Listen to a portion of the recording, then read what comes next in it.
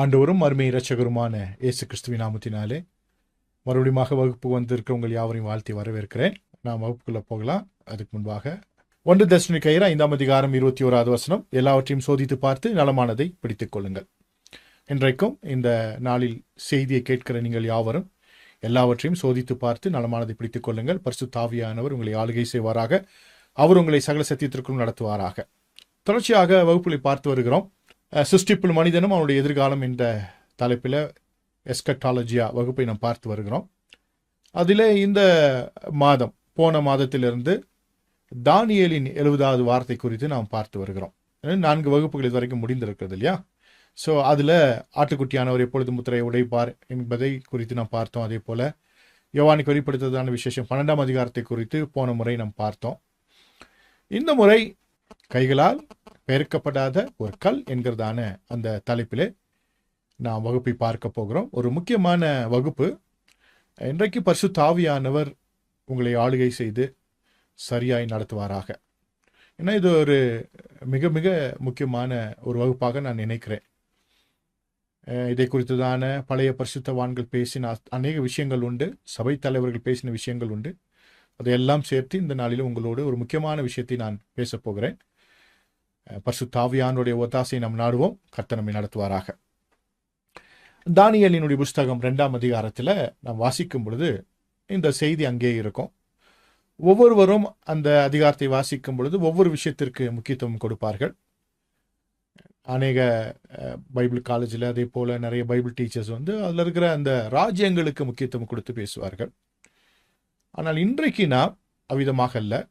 அந்த தரிசனத்தில் அதை விளக்கி சொன்னதான தானியேலுடைய அந்த விளக்க உரையில் நமக்கு முக்கியமான கைகளால் பெயர்க்கப்படாத ஒரு கல் என்ன, அதை குறித்து வேதம் என்ன சொல்லுகிறது என்பதை நாம் பார்க்க போகிறோம்.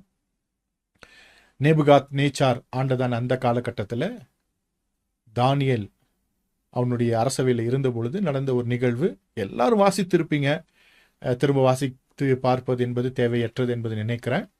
ஸோ இந்த 4 வாரங்களாக நாம் தானியேல் புஸ்தகத்தை தான் கவனித்து வருகிறோம். அதனால வீட்டில் வாசித்திருப்பீங்க அப்படின்னு நம்புகிறேன். ஏன்னா வகுப்புக்கு வருகிற நீங்கள் எல்லாருமே அந்த தலைப்பை பார்க்கும் பொழுது அதற்கான ஒரு ஆயத்தத்தோடு தான் வருவீங்க அப்படின்னு நான் நினைக்கிறேன். நம்முடைய வகுப்பை பொறுத்தளவிற்கு எல்லோருமே கவனமாக இருக்கிறீங்க, ரொம்ப ஆவலாக வரீங்க. அதுவே மிகப்பெரிய ஒரு சந்தோஷமான ஒரு விஷயம்.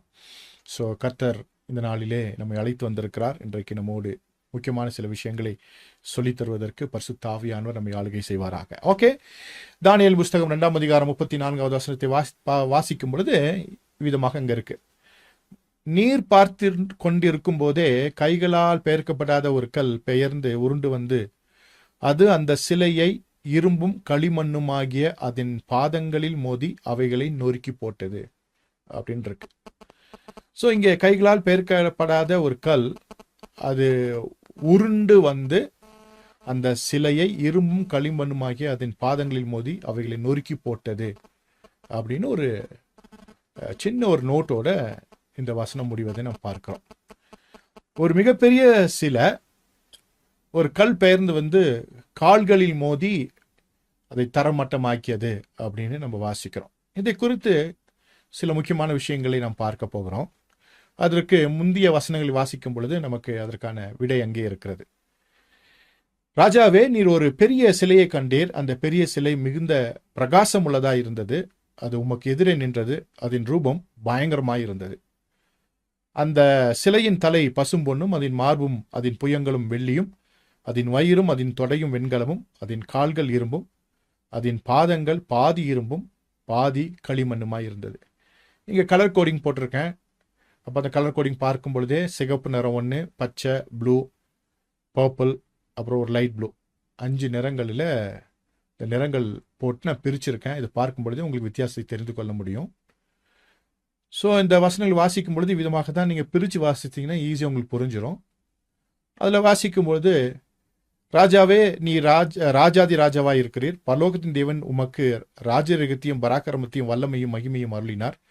சகல இடங்களிலும் உள்ள மணிபுத்திரரையும் வெளியின் மிருகங்களையும் ஆகாயத்து பறவைகளையும் அவர் போது கையில் கொடுத்து அவைகளை எல்லாம் ஆளும்படி செய்தார். பொன்னான அந்த தலை நீரே அப்படின்னு இங்கே தானியேல் சொல்வதை பார்க்கிறோம். அப்போ இந்த தலையினுடைய காரியம் என்ன, இந்த தலை என்ன, இது பொன்னால் செய்யப்பட்ட தலை, இது யாரை குறிக்கிறது அப்படின்னா நேபுகாத்நேச்சாரை குறிக்கிறது. நீங்கள் வேதத்தில் வாசித்திருப்பீங்க, அது உங்களுக்கு தெரிந்த விஷயம். இந்த பாபிலோன் ராஜ்யம் என்று சொல்லும் பொழுது உலகத்திலேயே முதல் ஆரம்பித்த ஒரு ராஜ்யம் என்னன்னா பாபேல் என்கிறதான இடத்தில் ஆரம்பித்ததான இந்த பாபிலோன் ராஜ்யம்தான். நிம்ரோதின் மூலியமாக ஆரம்பிக்கப்பட்ட ஒரு ராஜ்யம். அந்த ராஜ்யம் தொடர்ந்து வந்து கொண்டே இருந்தது. அந்த ராஜ்யத்தை பின்னாட்களிலே நேபுகாத்நேச்சார் அதற்கு ராஜாவாக வந்தான். அவனுக்கு பின்பாக ஏவில் மெரோதாக் என்கிறதான ராஜா வந்ததாக 2 ராஜாக்கள் 25-27 நமக்கு ரெஃபரன்ஸ் இருக்கு. ஸோ பாபிலோன் ராஜ்யம் என்று சொல்லும் பொழுது இந்த இடத்துல தானியேல் புஸ்தகத்தில் 2 முக்கியமான நபர்கள், நேபுகாத்நேச்சார், ஏவில் மெரோதாக் என்கிறதான ஒரு நபர். ஏவில் மெரோதாக், இந்த 2 மன்னர்கள் ரொம்ப ரொம்ப முக்கியமானவர்களாக வேதாகமத்திலே பதிவு செய்யப்பட்டிருக்கிறது.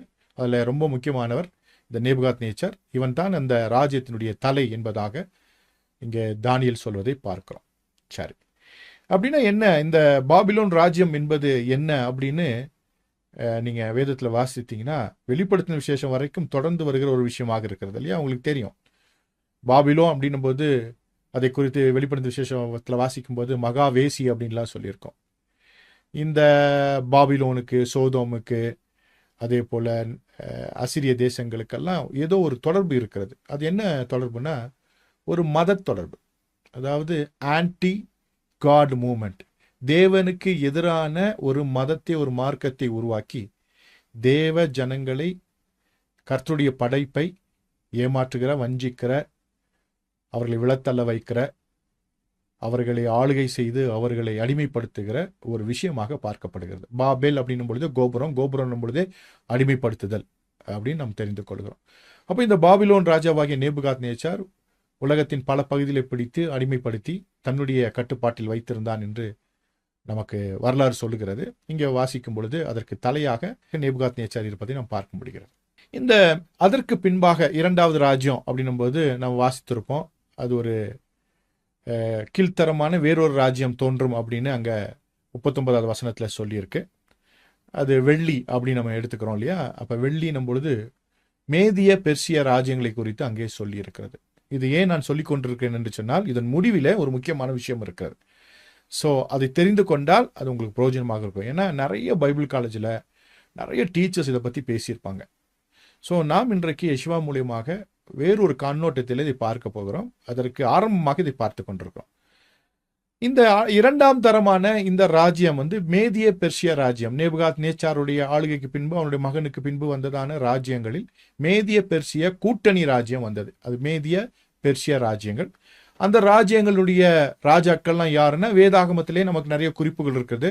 தானியேல் புஸ்தகத்தில் 9:1 வாசிக்கும் போது மேதிய குலத்தான் ஆகிய ஆகாஸ்வேரு அப்படின்னு இருக்கு. மேதியன், அவன் ஒரு மேதிய குலத்தான் ஆகிய ஆகாஸ்வேரு தானியேல் 9:1 இருக்கு. தானியேல் 11:1 மேதியன் ஆகிய தரியு, டேரியஸ் அப்படின்னு சொல்லுவாங்க 2. 3வது தானியேல்ல 6ஆம் அதிகாரம் 28வது வசனத்தில் பெர்சியன் ஆகிய கோரேஸ், ஒரு பெர்சிய மன்னனை குறித்து சொல்லப்பட்டிருக்கிறது. அப்புறம் எஸ்ரா 4:24 பெர்சியா ராஜாவாகிய தரியு. இங்க 2 தரியு இருக்கிறாங்க. வேதத்தை வாசிக்கும் பொழுது கன்ஃபியூஸ் பண்ணாம படிச்சுக்கணும். தானியேல் 11:1 மேதியனாகிய தரியு, அடுத்தது எஸ்ராவின் புஸ்தகம் 4:24 பெர்சியன் ராஜாவாகிய தரியு. அப்போ 2 பேர் அங்கே பார்க்கிறோம். அதுபோல எஸ்ரா 7:1 பெர்சியாவின் ராஜாவாகிய அர்த்தசாஸ்டா, அடுத்தது எஸ்தர் 1:2 ராஜாவாகிய ஆகாஸ்வேரு. அப்போ ஏற்கனவே தானியேல் 9:1 சொன்ன ஆகாஸ்வேரு ஒருத்தர் இருக்கிறான், அவன் மேதிய குலத்தான். இந்த எஸ்தர்ல சொல்லப்பட்டிருக்கிறதான இந்த ராஜா யாரு அப்படின்னு ஆகாஸ்வேரு அப்படின்னு சொல்லியிருக்கு. இவன் சூசான் அணை மேல இருக்கான். அந்த ஆகாஸ்வேரு பாபிலோன் அரண்மனையில இருந்தான். இந்த ஆகாஸ்வேரு சூசான் அரண்மனையில இருக்கிறான். வித்தியாசத்தை தெரிந்து கொள்ள வேண்டும். அப்போ 2 பேர் அப்படியே டபுள் ஆகி வருது. சரியா? நிறைய வரலாற்று ஆசிரியர்களுக்கு இன்னைக்கு குழப்பம்தான். ஆனா வேதத்துல தெளிவா இருக்கு. மேதிய குலத்தன் ஆகிய ஆகாஸ்வேரு அப்படின்னு தானியேல்ல, அதே போல எஸ்தர்ல ஒரு ஆகாஸ்வேரு சொல்லியிருக்கு. 2 பேரும் வேற வேற. அதே போல தரியு என்பது மேதியன் ஆகிய தரியு, பெர்சியாவின் ராஜாவாகிய தரியு அப்படின்னு 2 பேர் இருக்கிறாங்க. டேரியஸ் அப்படின்னு சொல்லுவாங்க. ஸோ இது தெரிஞ்சுக்கிட்டா உங்களுக்கு போதும். ஸோ 2வது ராஜ்யம் பாபிலோனுடைய அந்த ஆளுகை முடிந்த பின்பு அந்த அரசாங்கம், அந்த நிலப்பகுதி, அந்த ஆளுகை முற்றிலுமாக மேதிய பெர்சிய ராஜ்யத்திற்குள்ளாக வந்தது. ஸோ இந்த மேதிய பெர்ஷிய ராஜ்யத்திற்குள்ளாக வந்தபொழுது இத்தனை ராஜாக்கள் அதை ஆண்டிருக்கிறார்கள். வேதத்தில் நமக்கு ரெஃபரன்ஸ் இருக்கு, அதை மாத்திரம் நம்ம பார்க்கிறோம். அடுத்தது மூன்றாவது ஒரு வெண்கல ராஜ்யம். 39வது அதிகாரத்தினுடைய பாதி பகுதி நமக்கு சொல்லுது, பின்பு பூமியெல்லாம் ஆண்டு கொள்ளும் வெண்கலமான மூன்றாம் ராஜ்யம் ஒன்று எழும்பும். பூமியெல்லாம் ஆண்டு கொள்ளும் அப்படின்னு வாசிக்கிறோம். மாசிடோனியாவிலிருந்து இந்தியா வரைக்கும் ஆண்டதான அலெக்சாண்டருடைய அந்த ஆளுகை குறித்து சொல்லுகிறது. இது வேதாகமத்தில் நேரடியான அந்த பெயர்கள் எல்லாம் இல்லை. அதனால இந்த கிரேக்க ராஜ்யத்தினுடைய இந்த காரியங்களை வரலாற்று புத்தகங்களிலிருந்து நாம் தெரிந்து கொள்கிறோம். அலெக்சாண்டர், அவனுக்கு பின்பாக வந்ததான 4 அவனுடைய சக்சீடர்ஸ் அப்படின்னு சொல்லுவோம். டாலமி, செலுக்கஸ், கசாண்டர், லிசிமேக்கஸ் என்கிறதான 4 பேர் அந்த ராஜ்யத்தை பிரித்து ஆண்டார்கள். உங்களுக்கு தெரிஞ்சிருக்கும். ஸோ இது இந்த 3வது ராஜ்யம். 4வது ராஜ்யம் ரோம ராஜ்யம். வேதாகமத்தில் 4 ராயர்களை குறித்து சொல்லப்பட்டிருக்கிறது. அதாவது என்ன சொல்லனா, சீசர், ஹைசர் அப்படின்னு சொல்லுவாங்க. இங்கிலீஷில் சீசர், இதே கிரீக் ரோமனில் ஹைசர்ன்னு சொல்லுவாங்க. இப்போ லூக்கா 2:1, லூக்கா 3:1, அப்போஸ்தலர் 11:28, அப்போஸ்தலர் 25:21, இதில் இந்த 4 புஸ்தகங்களில் 4 இடங்களில் நமக்கு இந்த 4 ராஜாக்களை பற்றி சொல்லியிருக்கோம். லூக்காலையும் அப்போஸ்தலர் 2 புஸ்தகங்களில் 4 இடங்களில் சொல்லப்பட்டிருக்கு. அகஸ்து ராயன், திபேரி ராயன், கிளவுதி ராயன், அப்புறம் ராயன் அப்படின்னு சொல்லியிருக்கு. அது நீரோமன். ஸோ நீரோ என்று குறிக்கப்படாவிட்டாலும் பவுல் காலத்தில் ஆளுகையில் இருந்தது நீரோ. ஸோ இந்த 4 ராயன்களை குறித்து சொல்லப்பட்டிருக்கிறது. ரோம ராஜ்யத்தில் மிக முக்கியமான 4 ராயர்களை வேதாகமம் சொல்லுகிறது. வரலாற்று புஸ்தகங்கள் நிறைய சொல்லும், நிறைய பேரை சொல்லும், அது நமக்கு தேவையில்லை. வேதாகமத்தில் சொல்லப்பட்டதான 4 முக்கியமான சீசர்ஸ், ராயர்களை நாம் பார்க்கிறோம். இது 4வது ராஜ்யம். இந்த ராஜ்யத்தினுடைய முடிவில் தான் ஆண்டவராகிய இயேசு கிறிஸ்து, இது முடியும் காலகட்டத்தில் தான் ஆண்டவராகிய இயேசு கிறிஸ்து உலகத்தில் நமக்காக மனிதனாய் வந்தார். அதாவது அதனுடைய பாதங்கள் எல்லாம் களிமண்ணும் இரும்புமாய் இருந்தது அப்படின்னு வாசித்திருப்போம் இல்லையா. இது கூட்டணி ராஜ்யம். இந்த ரோமர் ராஜ்யம் அப்படியே பலவீனப்பட்டு கொண்டிருக்கும் பொழுது, இயேசு கிறிஸ்து காலத்தில் அகஸ்து ராயன் என்கிறதான ராயன் இருந்தான். அதுக்கப்புறம் திபேரியு ராயன். அகஸ்டஸ் என்கிறதான அந்த கிங் போனதுக்கு அப்புறமே ராஜ்யம் அப்படியே என்னாச்சுன்னா வீக் ஆயிடுச்சு. இந்த காலகட்டத்தில் தான் ஆண்டவராகிய இயேசு கிறிஸ்து இந்த உலகத்தில் நமக்காக பிறக்கிறார். அகஸ்டஸ் சீசர் காலத்தில் தான் பிறக்கிறாரு.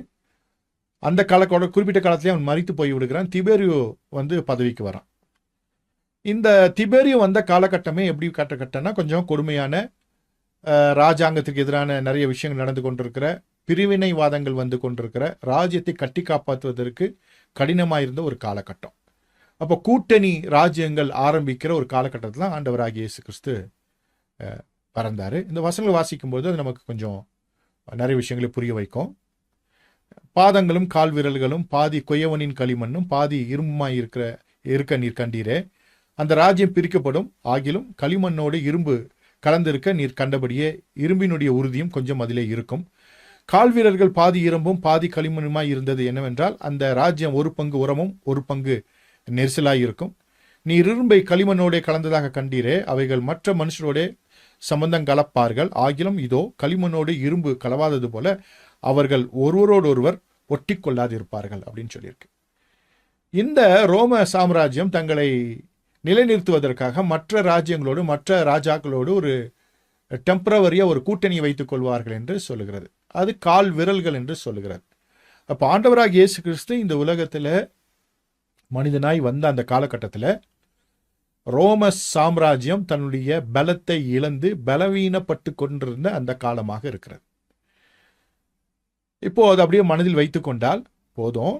ஸோ இந்த காலகட்டத்தில் தான், அதாவது இரும்பு ராஜ்யமான ரோம சாம்ராஜ்யம் அப்படியே பலவீனப்பட்டு கொண்டு வீக்காய் கொண்டிருக்க அந்த காலகட்டத்தில் தான் வசன விதமாக சொல்லுகிறது, அந்த ராஜாக்களின் நாட்களிலே பரலோகத்தின் தேவன் என்றென்றைக்கும் அழியாத ஒரு ராஜ்யத்தை எழும்ப பண்ணுவார். அந்த ராஜ்யம் வேறே ஜனத்திற்கு விடப்படுவதில்லை. ஒரு கல் கையால் பெயர்க்கப்படாமல் மலையிலிருந்து பெயர்ந்து உருண்டு வந்து இரும்பையும் வெண்கலத்தையும் களிமண்ணையும் வெள்ளியையும் பொன்னையும் நொறுக்கினது நீ கண்டீரே, அப்படியே அது அந்த ராஜ்யங்களை எல்லாம் நொறுக்கி நிர்மூலமாக்கி தானோ என்றென்றைக்கும் நிற்கும் என்று இந்த வேதவசனம் சொல்கிறது. இந்த இரும்பும் களிமண்ணுமான இருக்கிறதான அந்த உறுதியற்ற காலகட்டங்களில் ரோம சாம்ராஜ்யம் அப்படியே பலவீனப்பட்டு கொண்டிருக்கிற காலத்தில் ஒரு கல் உருண்டு வந்து மொத்தமாக அந்த சிலையை அடித்து நொறுக்கி அதிலிருந்து அழியாத ஒரு ராஜ்யத்தை எழும்ப பண்ணுவார் என்று வேதவசனம் சொல்லுகிறது. அங்கே ஒரு கல்லை குறித்து சொல்லப்பட்டிருக்கிறது. அப்போ இதில் ஒட்டுமொத்தமாக நான் புரிந்து கொள்ள வேண்டியது என்னன்னா, இங்கே ஒரு அழியாத ராஜ்யம் ஒன்று அந்த காலகட்டத்தில் இருந்து ஆரம்பிக்க போகிறது. எந்த காலகட்டத்தில்? இந்த ரோம சாம்ராஜ்யம் பலவீனப்பட்டு கூட்டணி ராஜ்யங்களாக மாறக்கூடிய அந்த காலகட்டத்தில் ஒரு அழியாத ராஜ்யம் எழும்ப போகிறது. அதே போல ஒரு கல் புறப்பட்டு வந்து இந்த சிலையை உடைக்க போகிறது அப்படின்ற 2 செய்தியை நம்ம பார்க்கிறோம். அப்போ அந்த காலகட்டத்திலிருந்து, அதாவது இந்த இரும்பு ராஜ்யமாக இருந்த ரோம சாம்ராஜ்யத்திற்கு அப்புறம் ஒரே ஒரு ராஜ்யம் மாத்திரம்தான் அழியாத ராஜ்யமாக இருக்க போகிறது. இனிமேல் ஒட்டுமொத்த உலகத்தை ஆளக்கூடிய ஒற்றை தலைமை இல்லை என்பதை நமக்கு இது சொல்லுகிறது. நல்லா தெளிவாக புரிஞ்சுக்கணும். ஏன்னா நம்ம எஸ்தர் புஸ்தகத்தில் வாசிக்கும் பொழுது இந்து தேசம் முதல் எத்தியோப்பியா வரைக்கும் 127 நாடுகளை ஆண்டவன் சொல்லுகிறது. அப்போ மிகப்பெரிய நிலப்பரப்பை ஆண்டதான ஆகாஸ் வேர்வை குறித்து வேதம் சொல்லுகிறது. அதே போல அலெக்சாண்டரை குறித்து வேதம் சொல்லுகிறது. சரி, அலெக்சாண்டரை குறித்து மறைமுகமாக சொல்லுகிறது. ஆனால் வரலாறு என்ன சொல்லுகிறது அவனை குறித்து சொல்லும் பொழுது? இந்து குஷ் மலை வரைக்கும், அதாவது மாசிடோனியாவிலிருந்து இந்து குஷ் மலை வரைக்கும் அவன் எல்லா பகுதியும் பிடித்து வைத்திருந்தான் அப்படின்னு வரலாறு நமக்கு சொல்லுகிறது. சரி, அப்போ உலகமெங்கும் இவ்விதமாக எல்லாவற்றையும் பிடித்து ஆளக்கூடிய ஒற்றை தலைமை என்பது அதற்கு பின்பு இல்லை, அது சாத்தியம் இல்லை என்பதை நாம் தெரிந்து கொள்கிறோம்.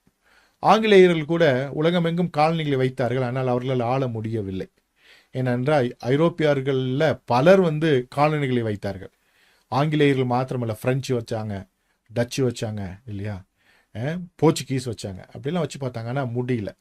ஸோ அதற்கப்புறம் கூட்டணி ராஜ்யங்கள் தான் இந்த உலகத்தை ஆள முடியும் என்பதை இந்த தீர்க்க தரிசன வசனம் சொல்லுகிறது. இன்றைக்கு வரைக்கும் அதுதான் நடந்து கொண்டிருக்கிறது. கூட்டணி ராஜ்யங்கள் தான் இன்னைக்கு நாடுகளின் கூட்டமைப்பு தான் இருக்கிறது இல்லையா. யூரோப்பியன் யூனியன்றோம், ஏசியன் யூனியன்றோம், பிரிக்ன்றோம், இது போல நிறைய கூட்டணி ராஜ்யங்கள் தான் இருக்குது. இந்த கூட்டணி ராஜ்யங்கள் வருவதற்கு முன்பாகவே வேதம் சொல்லிவிட்டது. அது ஆரம்பிக்கும் பொழுது எங்கிருந்து ஆரம்பிக்கிறதுனா ரோம சாம்ராஜ்யத்திலிருந்து, அதனுடைய வீழ்ச்சியிலிருந்து ஆரம்பிக்கிறது. அந்த காலகட்டத்திலிருந்து இன்றைக்கு வரைக்கும் கூட்டணி ராஜ்யங்கள் தான் இருக்கிறது. இது ஒரு மிகப்பெரிய உண்மையாக வேதாகமத்தின் சத்தியமாக நாம் பார்க்கிறோம். ஸோ இந்த ரோம சாம்ராஜ்யத்தினுடைய அந்த வீழ்கையின் போது ஆரம்பித்ததான ஒரு அளவில்லாத ராஜ்யம், அதே போல கைகளால் பெயர்த்தெடுக்கப்படாத ஒரு கல் கைகளால் பெயர்த்தெடுக்கப்படாத கல் என்று சொல்லப்பட்டிருக்கிறது. அது இந்த சிலையை மோதி நொறுக்கினதுன்னு நம்ம பார்க்கிறோம். ஸோ இங்கே ஒரு அழியாத ராஜ்யம், இந்த ராஜ்யத்தை குறித்து தான் தீர்க்க தரிசனம் தானியேல் சொல்லியிருக்கிறான். மார்க்கு சுவிசேஷத்துக்கு வரும்பொழுது 15ஆம் அதிகாரம் 43ஆம் வசனத்தில் இந்த அரிமத்தியா ஊரானாகிய யோசேப்பு அவனை குறித்து சொல்லும் பொழுது தேவனுடைய ராஜ்யம் வர காத்திருந்தவனாகிய யோசேப்புன்னு சொல்லியிருக்கு. இயேசு கிறிஸ்துவை அடக்கம் பண்ணின, அவருடைய சரீரத்தை வாங்கி அடக்கம் பண்ணின இந்த யோசேப்பு தேவனுடைய ராஜ்யம் வர காத்திருந்தவனாகிய அப்படின்னு சொல்லியிருக்கு. தேவனுடைய ராஜ்யம் வர காத்திருந்தவனாகிய யோசேப்புன்னு சொல்லுது. ஒரு அழியாத ராஜ்யம் வரப்போகிறது, அது தேவனுடைய ராஜ்யம். அந்த ராஜ்யம் இந்த காலத்தில் வந்துவிடும் என்று நம்பி கொண்டிருந்த ஒருவன் தான் இயேசு கிறிஸ்துவனுடைய சரீரத்தை போய் கேட்டு அடக்கம் பண்ணினான். இப்போ உங்களுக்கு ஒரு விஷயம் புரிஞ்சிருக்கும்.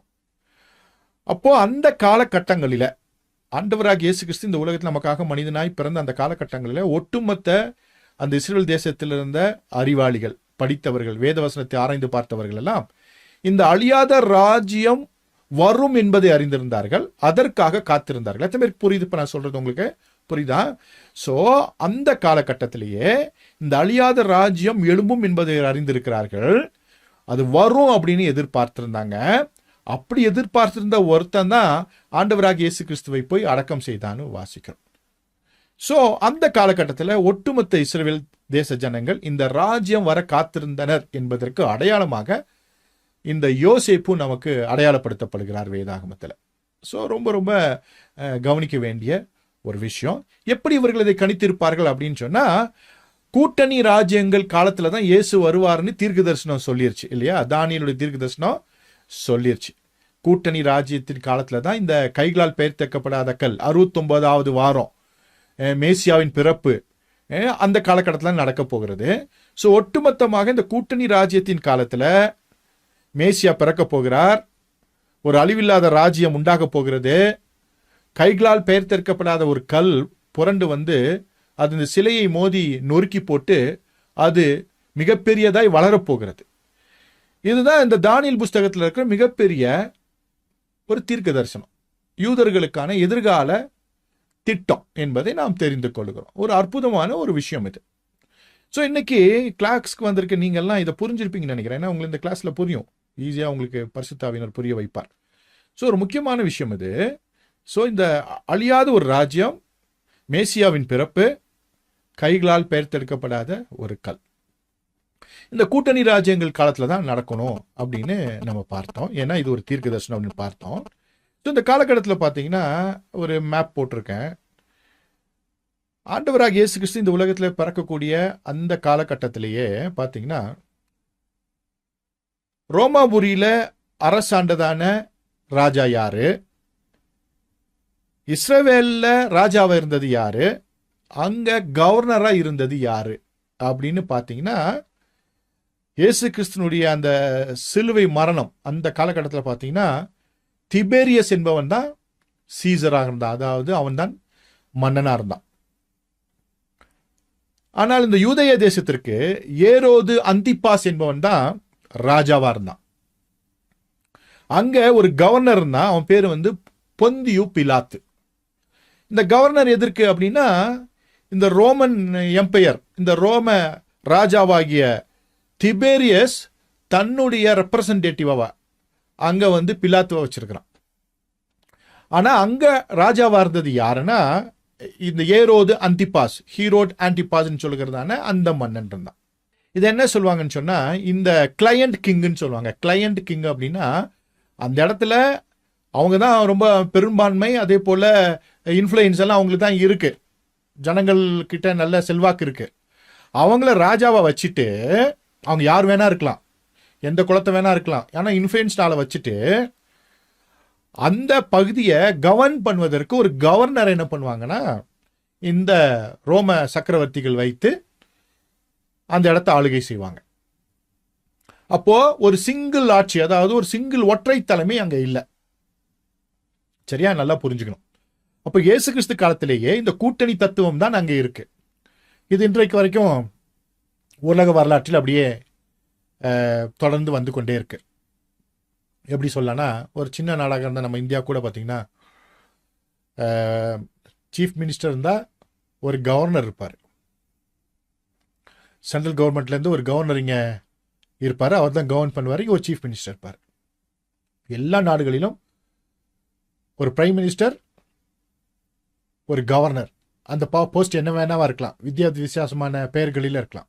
உலகமெங்கும் இப்படிப்பட்டதான இந்த இரட்டை ஆட்சி, இந்த கூட்டணி தத்துவம், கூட்டாட்சி தத்துவம் வந்து இருக்கிறத நம்ம பார்க்க முடியும். உலகமெங்கும் எல்லா பகுதிகளிலுமே இதை நம்ம பார்க்க முடியும்.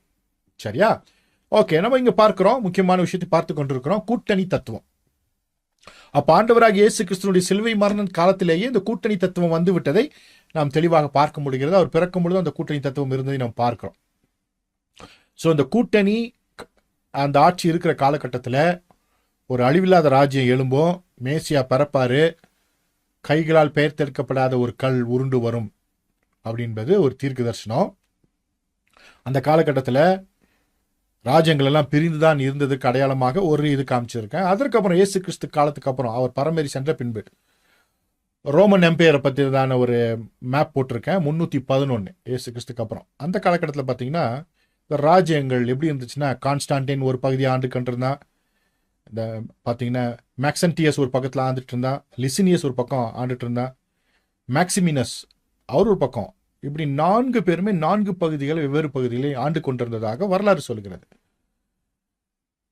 இவர்கள் எல்லாமே ரோம கிரேக்க மன்னர்களாக இருந்தாலும் இவர்கள் எல்லாம் பிரிந்து தான் இந்த ராஜ்யங்களை ஆண்டு கொண்டிருந்தார்கள். ஒரு கூட்டணி தத்துவத்தை வைத்திருந்தார்கள், கூட்டாட்சி முறையில் அவர்கள் ஆண்டு கொண்டிருந்தார்கள். இது வரலாற்றிலே நிரூபிக்கப்பட்டிருக்கிற ஒரு முக்கியமான ஒரு நிகழ்வு. அன்றைக்கே தானியேல் தீர்க்கதரிசி மூலமாக ஆண்டவர் சொன்னதான அற்புதமான விஷயம். ஸோ நமக்கு இதெல்லாம் முக்கியம் இல்லை. ஒரு அழியாத ராஜ்யம் எழும்ப பண்ணுவார் என்பதுதான் வேதம் நமக்கு சொல்லுகிறதான ஒரு அற்புதமான ஒரு விஷயம். அழியாத ராஜ்யம் அப்படின்னும் போது அதுக்கு அழிவே இல்லை இல்லையா? அப்போ எந்த காலத்தில் ஆரம்பிக்கும்? இந்த கூட்டணி காலத்தில் ரோம சாம்ராஜ்யம் முடிவு பெறுகிற அது கூட்டணி தத்துவத்திற்குள்ளாக வரும் பொழுது, கூட்டணி ஆட்சி ஆரம்பிக்கும் பொழுது இது வரும் என்று வேதவசனம் சொல்கிறார். இப்போ இது என்ன அப்படின்னு பார்த்தீங்கன்னா, அப்போஸ்தலர் 2:47 வாசிக்கும் பொழுது, தேவனை துதித்து ஜனங்கள் எல்லாத்தையும் தயவு பெற்றிருந்தார்கள், ரட்சிக்கப்படுவர்களை கர்த்தர் அனுதினமும் சாபியிலே சேர்த்து கொண்டு வந்தார். இங்கே ஒரு சிஸ்டம் இப்போ ஆரம்பிக்குது. அந்த சிஸ்டம் என்னன்னா, சர்ச் என்கிறதான ஒரு சிஸ்டம், ஒரு திட்டம், ஒரு ஆர்கனைசேஷன், ஒரு திட்டம், ஒரு செயல்பாடு, ஒரு காங்கிரிகேஷனை ஆண்டவர் உருவாக்குறாரு. அப்போ ரட்சிக்கப்படுறவங்கலாம் அவர் தான் கொண்டு போய் சேர்க்கிறாரு. இது ஒரு ராஜ்யம். புரியும்படியா சொல்லணும்னா, ஆரம்பத்திலேருந்து அப்போஸ்தலர் நடபடிகளிலிருந்து சொல்றேன், நல்லா கேட்டுக்கோங்க. இங்கே பேதுருவை அரெஸ்ட் பண்ணி போய் ஜெயிலில் வச்சுட்டாங்க. அவனை கண்டிப்பா கொன்னுருவாங்க. ஆனா கொல்றதுக்காக தான் கொண்டு போய் வச்சிருக்கிறாங்க. இப்போ அந்த சபையார் என்ன பண்றாங்க, உட்கார்ந்து அறையில, அந்த தனி அறையில உட்கார்ந்து எல்லாருமே ஜெபம் பண்ணிட்டு இருக்காங்க. ஜெபம் பண்ணும் பொழுது அங்கிருந்து ஒரு தூதன் புறப்பட்டு போய் சிறைச்சாலையின் கதவுகளை திறந்து உள்ளே படுத்து தூங்கி கொண்டிருந்த பேதுருவை அழைத்து வெளியே கொண்டு வந்து விட்டுட்டு போயிடுறான். யாராலும் காப்பாற்ற முடியாது. அடுத்த நாள் யூதர்களை திருப்திப்படுத்துவதற்கு, தன் குடிமக்களை திருப்திப்படுத்துவதற்கு பேதுருவை கொல்ல வேண்டும்.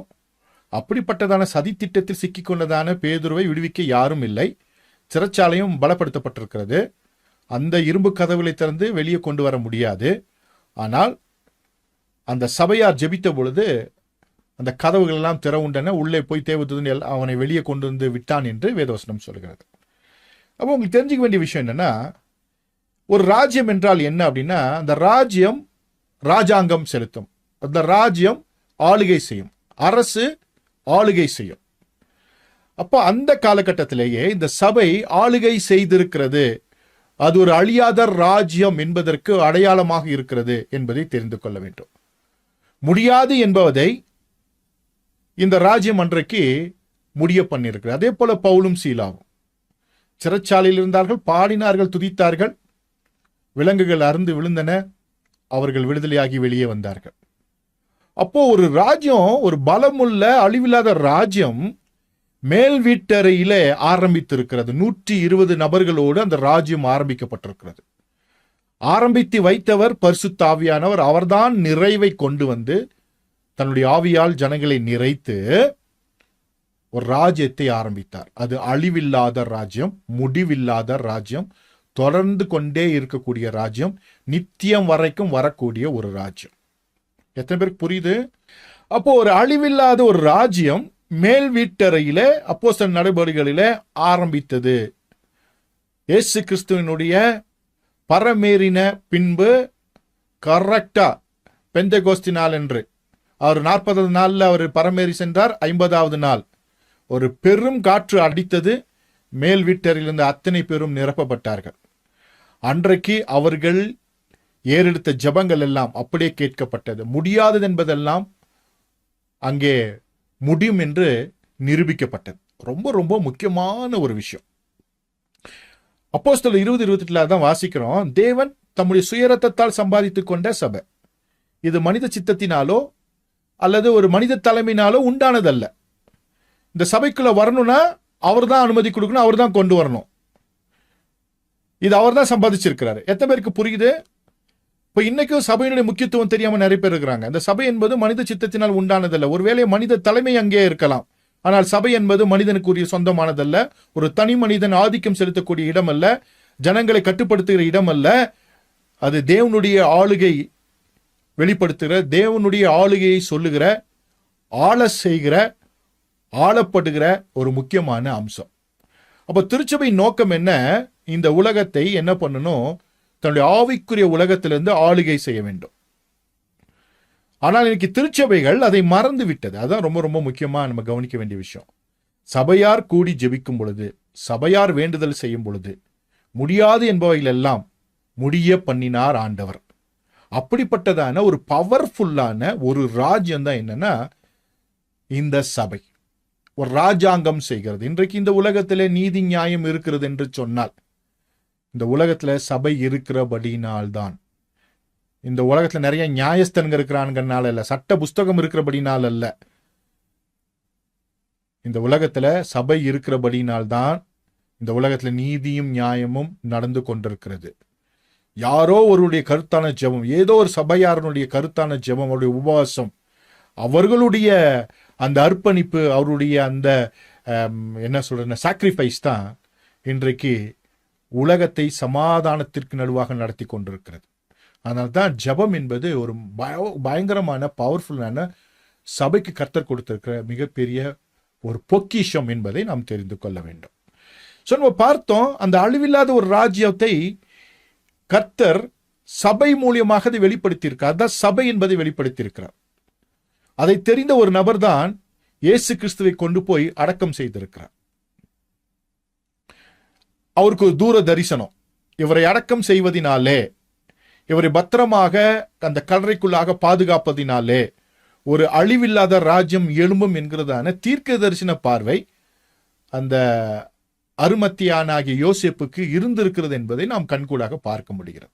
ஒரு அற்புதமான விஷயம். சாதாரணமாக வாசித்து விட்டு சென்று விட்டோம், ஆனால் ஒரு அற்புதமான உள்ளே விஷயம் இருக்கிறதை நாம் பார்க்கிறோம். சரி, இப்போ இந்த அழிவில்லாத ராஜ்யத்தை எழும்ப பண்ணுவார் என்ற அந்த சத்தியத்தை பார்த்து கொண்டிருக்கிறோம். எப்படி அது எழும்பினது பார்த்தீங்கன்னா, அப்போஸ்தலர் 2:2 வாசிக்கிறோம்.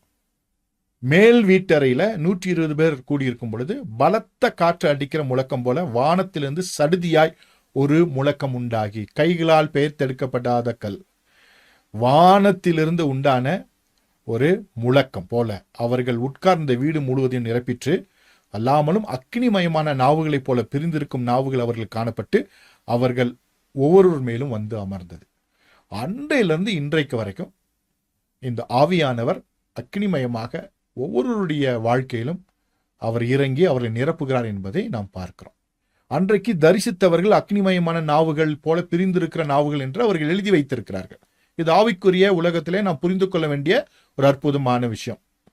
சோ நமக்குள்ளாக பரிசுத்த ஆவியானவர் வரும்பொழுது நாம் இந்த அழிவில்லாத ராஜ்யத்தினுடைய பங்குதாரர்களாக, உடனாளிகளாக, சிட்டிசன்ஸா, அதாவது குடிமக்களாக நாம் மாறுகிறோம். சோ இந்த ராஜ்யம் அழிவில்லாத ராஜ்யம், பரலோகத்திலிருந்து இறங்கி வந்த ராஜ்யம், இது கைகளால் பெயர்த்தெடுக்கப்படாத கல்.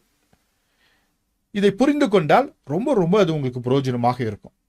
ஆண்டவராகிய இயேசு கிறிஸ்து இந்த உலகத்தில் நமக்காக மனிதனை வந்த பொழுது அவர் பிரசங்கித்த பிரசங்கமே என்ன அப்படின்னு சொன்னா, மனம் திரும்புங்கள், பரலோக ராஜ்யம் சமீபித்திருக்கிறது. Repent ye kingdom of heaven at hand அப்படின்னு ஆங்கில வேதாகமத்தில் சொல்லியிருக்கோம். தமிழ்ல சமீபித்திருக்கிறதுன்னு சொல்லியிருக்கு. ஆங்கில வேதாகமத்துல கரங்களிலே இருக்கிறது அப்படின்னு இருக்கும். எத்தனை பேர் வாசித்து இருக்கிறீங்க? அட் ஹேண்ட் அப்படின்னு இருக்கும். Kingdom of heaven at hand, கரங்களிலே இருக்கிறது. யாருடைய கரங்களில் இருக்கிறது? அது கிறிஸ்துவின் கரங்களிலே இருந்து அவருடைய சிலுவை மரணத்தின் மூலமாக, அவருடைய பரமேறுதலின் மூலமாக, அவருடைய உயிர்த்தெழுதலின் மூலமாக இந்த உலகத்திலே ஸ்தாபிக்கப்பட்டிருக்கிறது. அப்போ இந்த பரலோக ராஜ்யம் அப்படின்னும் பொழுது எல்லாருமே என்ன நினைச்சிட்டாங்கன்னா, பரலோகம் போல இருக்குன்றாங்க. பரலோகம் வேற, பரலோக ராஜ்யம் வேற. பரலோகம் ஒரு இடத்தை ஆளுகை செய்தால் அது பரலோக ராஜ்யம். பரலோகம் எங்கோ இருக்கிறது, நாம் சென்று பார்த்ததில்லை. அதனுடைய ராஜ்யம் நமக்குள்ளே இருக்கிறது. ஆண்டவராக இயேசு கிறிஸ்து கிட்ட வந்து கேட்கிறாங்க, பரலோக ராஜ்யம் எப்பப்பா வரும் அப்படின்னு கேட்கும் பொழுது லூக்கா 17:21 அவர் சொல்லும் பொழுது, இதோ இங்கே என்றும் அதோ அங்கே என்றும் சொல்லப்படுவதற்கு ஏதுவாயிராது, இதோ தேவனுடைய ராஜ்யம் உங்களுக்குள்ளே இருக்கிறதே அப்படின்னார். இந்த ராஜ்யம் அப்படியே லைவுக்கு வந்தது, அதாவது அது நடைமுறைக்கு வந்தது மேல் வீட்டறையில். இயேசு கிறிஸ்துவின் பிரசங்கத்தின் மூலமாக அவர் வாழ்ந்த காலத்துல எல்லாருக்குள்ளும் இந்த ராஜ்யம் விதைக்கப்பட்டிருந்தது. அந்த விதைக்கப்பட்ட ராஜ்யம் தான் மேல் வீட்டறையில உயிர்ப்பிக்கப்பட்டு அது வளர்ந்தது என்பதை நாம் தெரிந்து கொள்ள வேண்டும். அதான் விதைகளை குறித்து ஆண்டவர் அந்த விதைப்பை குறித்து சொல்லியிருப்பார். இந்த வசனங்களை கேட்டவர்களுக்குள்ளாக எல்லாம் பரிசுத்த ஆவியானவர் அவர்களை நிரப்பி அன்றைக்கு அது அப்படியே வெளியே என்ன ஆச்சுன்னா அவுட் பஸ்ட் ஆகி அந்த தேவனுடைய ராஜ்யம் அங்கே வெளியே வந்தது என்பதை நாம் பார்க்கிறோம். அப்ப தேவனுடைய ராஜ்யம் பிரத்யட்சமாய் வராது அப்படின்னு முந்தைய வசனம் நமக்கு சொல்லுகிறது. அது பிரத்யட்சமாய் வராது, அது நமக்குள்ளே இருக்கிறது. திருச்சபை தான் அந்த பரலோக ராஜ்யம் அது தேவனுடைய ராஜ்யம் என்பதை நாம் புரிந்து கொள்ள வேண்டும். ஆனால் இன்றைக்கு உபதேசங்கள் எல்லாம் வேறு விதமாக சொல்லி அது பரலோகத்தை குறித்தும் வேறு ஒன்றை குறித்தும் அவர்கள் பேசிக் கொண்டிருப்பதை நாம் பார்க்கிறோம். ஆனால் இதற்கான தீர்க்க தரிசன வசனங்களை நாம் ஆராய்ந்து பார்க்கும் பொழுது நமக்கு தெரிகிறது, இது அழிவில்லாத ராஜ்யம், இது கைகளால் பெயர்த்தெடுக்கப்படாத கல், இது தேவ சித்தத்தினால் உண்டானதான ஒரு திருச்சபை. தேவனே அதை ஏற்படுத்தி, தேவனே அதற்குள்ளாக ஜனங்களை கொண்டு போய் சேர்த்து, தேவனே அதை ஆளுகை செய்து, அதற்கு பரிசுத்த ஆவியானவரை தந்தருளி ஜனங்களை நிரப்பி, அதன் மூலமாக தேவனுடைய சித்தத்தை திட்டத்தை நிறைவேற்றுவதற்கு கர்த்தர் வைத்திருக்கிற மிகப்பெரிய ஒரு திட்டம் தான் இந்த திருச்சபை. ஸோ அதற்கான அந்த வரைபட திட்டத்தில் கர்த்தர் வைத்திருக்கிற அந்த காரியங்கள் ஆச்சரியமாக இருக்கிறது. ஸோ நம்ம உள்ள போகும்பொழுது இந்த முதல் 2000 ஆண்டு, அதாவது இந்த கடைசி 2000 ஆண்டு, முதல் 2000 ஆண்டு ஆதாமிலிருந்து ஆபிரகாம் வரைக்கும், அப்புறம் 2000 ஆண்டு ஆபிரகாமிலிருந்து இயேசு கிறிஸ்துவின் பிறப்பு வரைக்கும், 2000 ஆண்டு வந்து இயேசு கிறிஸ்துவின் காலத்திலிருந்து இன்றைக்கு வரைக்கும் நடந்து கொண்டே இருக்குது. இன்னும் 2000 ஆண்டுக்கு முடியவில்லை என்பதை கடந்த கால வகுப்புகளில் நாம் படித்திருக்கிறோம். அதெல்லாம் கால நிர்ணய சட்டம்லாம் உங்களுக்கு தெரியும், அதை திரும்ப விளக்க வேண்டிய அவசியம் இல்லை. 2000 வருடம் முடிஞ்சிச்சுன்னா சபை மர்வம் ஆயிரும் அப்படின்ற செய்தி ஏற்கனவே சொல்லி கொடுத்துருக்கேன். ஸோ அந்த முதல் 2000 ஆண்டில் இந்த தேவனுடைய ராஜ்யம், அந்த அழிவில்லாத ராஜ்யம் கைகளால் பெயர்த்தெடுக்கப்படாத கல்லாக அது விளங்கி அது பெருக பெருக அப்படியே பெருகி பெருகி பெருகி கொண்டே இருக்கிறது. ஒரு சிறிய ஆரம்பம் தான், 120 பேரை கொண்டு ஆரம்பித்ததான அந்த ராஜ்யம் பெருகி பெருகி பெருகி இன்னைக்கு உலகம் எங்கும் இருக்கிறது, உலகம் எங்கும் கோலோச்சுகிறது. ஒவ்வொரு தேசங்களிலும் இருக்கிற திருச்சபை மக்கள் அந்த தேசத்தை தேவனுக்கென்று ஆளுகை செய்கிறார்கள். நம்பால் இன்னைக்கு என்ன ஜெபம் பண்ணிருக்காங்கன்னா, ஒவ்வொரு நாட்டையும் கிறிஸ்தவ நாடாக மாற்றணும்னு ஜெபம் பண்ணிருக்கிறாங்க. அது தேவையே இல்லை. நீங்க இந்த உலகத்தை தேவனுக்கென்று ஆளுகை செய்து ஜெபம் செய்து இந்த உலகத்தை சரியான வழியில் அதற்கான ஜெபத்தை ஏறெடுத்து சரியாக உலகத்திற்காக ஜெபித்தால் போதும், அதற்கான சுவிசேஷத்தை அறிவித்தால் போதும். ஆனால் இன்னைக்கு வந்து ஒவ்வொரு நாட்டையும் கிறிஸ்தவ நாடாக மாற வேண்டும் என்று சொல்லுகிறார்கள். கிறிஸ்தவ நாடு என்று அறியப்பட்டிருக்க நாடுகள் எல்லாம் கிறிஸ்துவுக்கு பிரியமாக இருக்கிறதா அப்படின்னு ஒரு கேள்வி கேட்டிங்கன்னா, அங்கே நடக்கிற அக்கிரமம் அநியாயத்தையும் பார்த்தா அப்புறம் நம்ம கிறிஸ்தவ நாடாக இருக்கிறதுனால எந்த பிரயோஜனம் இல்லை என்பது உணர்ந்துக்கணும். ஆனால் நம்முடைய ஆட்கள் கண்மூடித்தனமாக எல்லா நாடும் இயேசுக்கு சொந்தமாகணும் அப்படி இல்லை. நாம் திருச்சபை தான் இந்த உலகத்தை ஆளுகை செய்கிறோம், ஜனங்கள் திருச்சபைக்குள்ளாக வர வேண்டும் என்று தான் நம்முடைய ஜெபமாக இருக்க வேண்டும். ரட்சிக்கப்படுவர்களை கர்த்தர் அனுதினமும் சபையிலே சேர்த்து கொண்டு வந்தார் என்கிறதான அந்த வசனத்தை ஆதாரமாக வைத்து ஜனங்கள் எல்லாரும் திருச்சபைக்குள்ளாக வந்து இந்த உலகத்தை ஆளுகை செய்ய வேண்டும், தேவனுக்கென்று நீதியும் நியாயத்தையும் இந்த உலகத்தை நடப்பிக்க வேண்டும் என்கிறதான அந்த அறிவு கிறிஸ்தவர்களுக்கு வர வேண்டும். அதற்கு மாறாக இன்றைக்கு செய்கிறதான அந்த ஜபங்களாக இருக்கட்டும் எல்லாம் வித்தியாசமாக இருப்பதை பார்க்கிறோம். சரி, இந்த 2000 வருஷம், அதாவது இந்த கடைசி காலத்தில் இருக்கிறதான இந்த 2000 வருஷம், இந்த கடைசி கால 2000 வருஷத்துல இயேசு கிறிஸ்துவனுடைய அந்த பரமேற சென்றதிலிருந்து அந்த மேல்விட்டறை அனுபவத்திலிருந்து இந்த சபை வளர்கிறது. வளர்ந்து வளர்ந்து வளர்ந்து இன்றைக்கு பெருசாயிருக்கு. பெருசாகி இது பூமியை நிரப்பிக்கொண்டே இருக்கிறது. நிரப்பி கொண்டிருக்கிறது அப்படின்னா இது வந்து ஒரு கண்டினியூஸ் ப்ராசஸ். இந்த ப்ராசஸ் எப்போது நிறைவடையும்னா 1000 வருஷ அரசாட்சியோடு நிறைவடையும். அதுக்கிடையில் ஒரு 7 ஆண்டு கால உபத்திர காலம், ஏற்கனவே சொன்ன அதற்கான காலம் என்ன, அதற்கான நோக்கம் என்ன, அதற்கான திட்டம் என்ன, யாருக்கு இந்த உபத்திரவ காலம், எதற்காக உபத்திரவ காலம் அப்படின்றத நம்ம பார்த்தோம். இப்படி தேவனுடைய ராஜ்யம் இங்கே பெருகி வளர்ந்து கொண்டே இருக்கும் பொழுது பிசாசின் ராஜ்யத்திற்கான ஒரு காலத்தை கொடுக்க வேண்டும். அதுதான் இந்த 7 ஆண்டு கால உபத்திரவ காலம். அந்தி கிறிஸ்துவுக்கென்று ஒரு கால நிர்ணய சட்டத்தை ஆண்டு வைத்து அவனுக்கான ஒரு காலத்தை கொடுத்திருக்கிறார். அந்த 7 ஆண்டு காலம் அவன் இந்த பதவிக்கு வர முடியும். அதுவும் ஆண்டவராகிய இயேசு கிறிஸ்து முத்திரையை உடைத்தால் தான். அதுவும் நமக்கு வகுப்புல பார்த்துட்டோம். முத்திரை உடைக்கும் பொழுதுதான் அவனுக்கு அதிகாரத்துக்கு வர முடியும். ஏன் அந்த முத்திரை இப்ப தெரிஞ்சிருக்கும். திருச்சபை இந்த உலகத்தில் இருக்கிற வரைக்கும் அந்த முத்திரை உடைக்க முடியாது. ஏனென்றால் இந்த முத்திரையை யாரால் தெரியுமா? உங்களாலும் என்னாலும் தான். இந்த நீதியுள்ள இந்த அழிவில்லாத ராஜ்யம் உலகத்தில் இருக்கும் வரைக்கும் இந்த உலகத்தை இந்த பாபிலோனால் ஆளுகை செய்ய முடியாது. பாபிலோன் தகர்ந்து விட்டது. எத்தனை பேருக்கு புரியுது? இப்போ எத்தனை மார்க்கங்கள் பிரிவினைகள் இருந்தாலும் அவைகள் ஒன்று சேர்ந்து இனி ஜனங்களை அடிமைப்படுத்த முடியாது. ஜனங்களை அவர்களால் அந்த ஜனங்களை ஒன்றும் செய்ய முடியாது. ஏனென்றால் திருச்சபை அதற்கு எதிராக போராடி அவர்களை நீதிக்குட்படுத்துகிற வேலையை செய்து கொண்டே இருக்கிறது. நீங்களும் நானும் இந்த உலகத்தில் இருக்கிறவர்களை நீதிக்குட்படுத்துவதற்காகத்தான் நாம் இந்த உலகத்தில் வாழ்கிறோம். அந்த வேலையை தான் செய்ய வந்திருக்கோம். அதுதான் சுவிசேஷத்தினுடைய முக்கியத்துவம். நீதிக்குட்படுத்துவது, அவர்களை விடுதலையாக்குவது, அவளை தேவனுடைய ராஜ்யத்தின் மக்களாய் மாற்றுவது. சரியா? ரொம்ப முக்கியமான விஷயம். சோ இந்த 7 ஆண்டு கால உபத்திர காலம் வரைக்கும் மறுபடியும் ஒரு பாபிலோன் ராஜ்யம் வரப்போவதில்லை. பாபிலோன் ராஜ்யம் வீழ்ந்து விட்டது. இந்த 7 ஆண்டு காலத்துல தான் மறுபடியும் அது பவருக்கு வரப்போகிறது. வரும் பொழுது அது அற்புத யுத்தத்தோடு நிரந்தரமாக முடிவுக்கு வரப்போகிறது என்பதை நீங்கள் தெரிந்து கொள்ள வேண்டும். சோ பாபிலோன் அந்த ராஜ்யம் இன்றைக்கு இல்லை, அது தரைமட்டமாகிவிட்டது. அது இன்னும் கொஞ்சம் எப்படி இருக்குன்னா, இரும்பும் அந்த களிமண்ணு கலந்து இருக்கு. அந்த அடிப்பகுதி இங்கு இருந்து கொண்டிருக்கிறது. மறுபடியும் ஆண்டவர் முத்திரையை உடைக்கும் பொழுதுதான் அதற்கான வாய்ப்பை பெற்று அது மிகப்பெரிய அளவில் ஜனங்களை ஏமாற்றி, ஜனங்களை கொன்று, வஞ்சித்து, ஏமாற்றி, அவளை அடிமைப்படுத்தி இந்த உலகத்துல மிகப்பெரிய அநியாயங்களை, அக்கிரமங்களை செய்ய போகிறது. அது ஒரு கொடுமையான காலகட்டம் என்பதையெல்லாம் நாம் பார்த்தோம். சரி, இதை அப்படியே மனதில் வைத்துக் கொண்டால் போதும். இந்த கடைசி 2000 ஆண்டு பரிசுத்த ஆவியானவர் சபையை ஆளுகை செய்கிறார். அடுத்து 1000 ஆண்டு மேசியா சபையோடு சேர்ந்து இந்த உலகத்தை ஆளுகை செய்ய போகிறார். எத்தனை பேருக்கு புரிஞ்சு? இப்போ சபையை ஆளுகை செய்யறது பரிசுத்த ஆவியானவரே. 1000 வருஷ அரசாட்சியில இயேசு கிறிஸ்து சபையோடு சேர்ந்து இந்த உலகத்தை ஆளுகை செய்ய போகிறார். அவரோடு நாம் பாடுபட்டால் அவரோடு கூட நம்ம ஆளுகை செய்வோம். எத்தனை பேருக்கு புரிஞ்சிருக்கு? போன முறை சொன்னேன், எங்க இருந்து ஆளுகை செய்வோம்?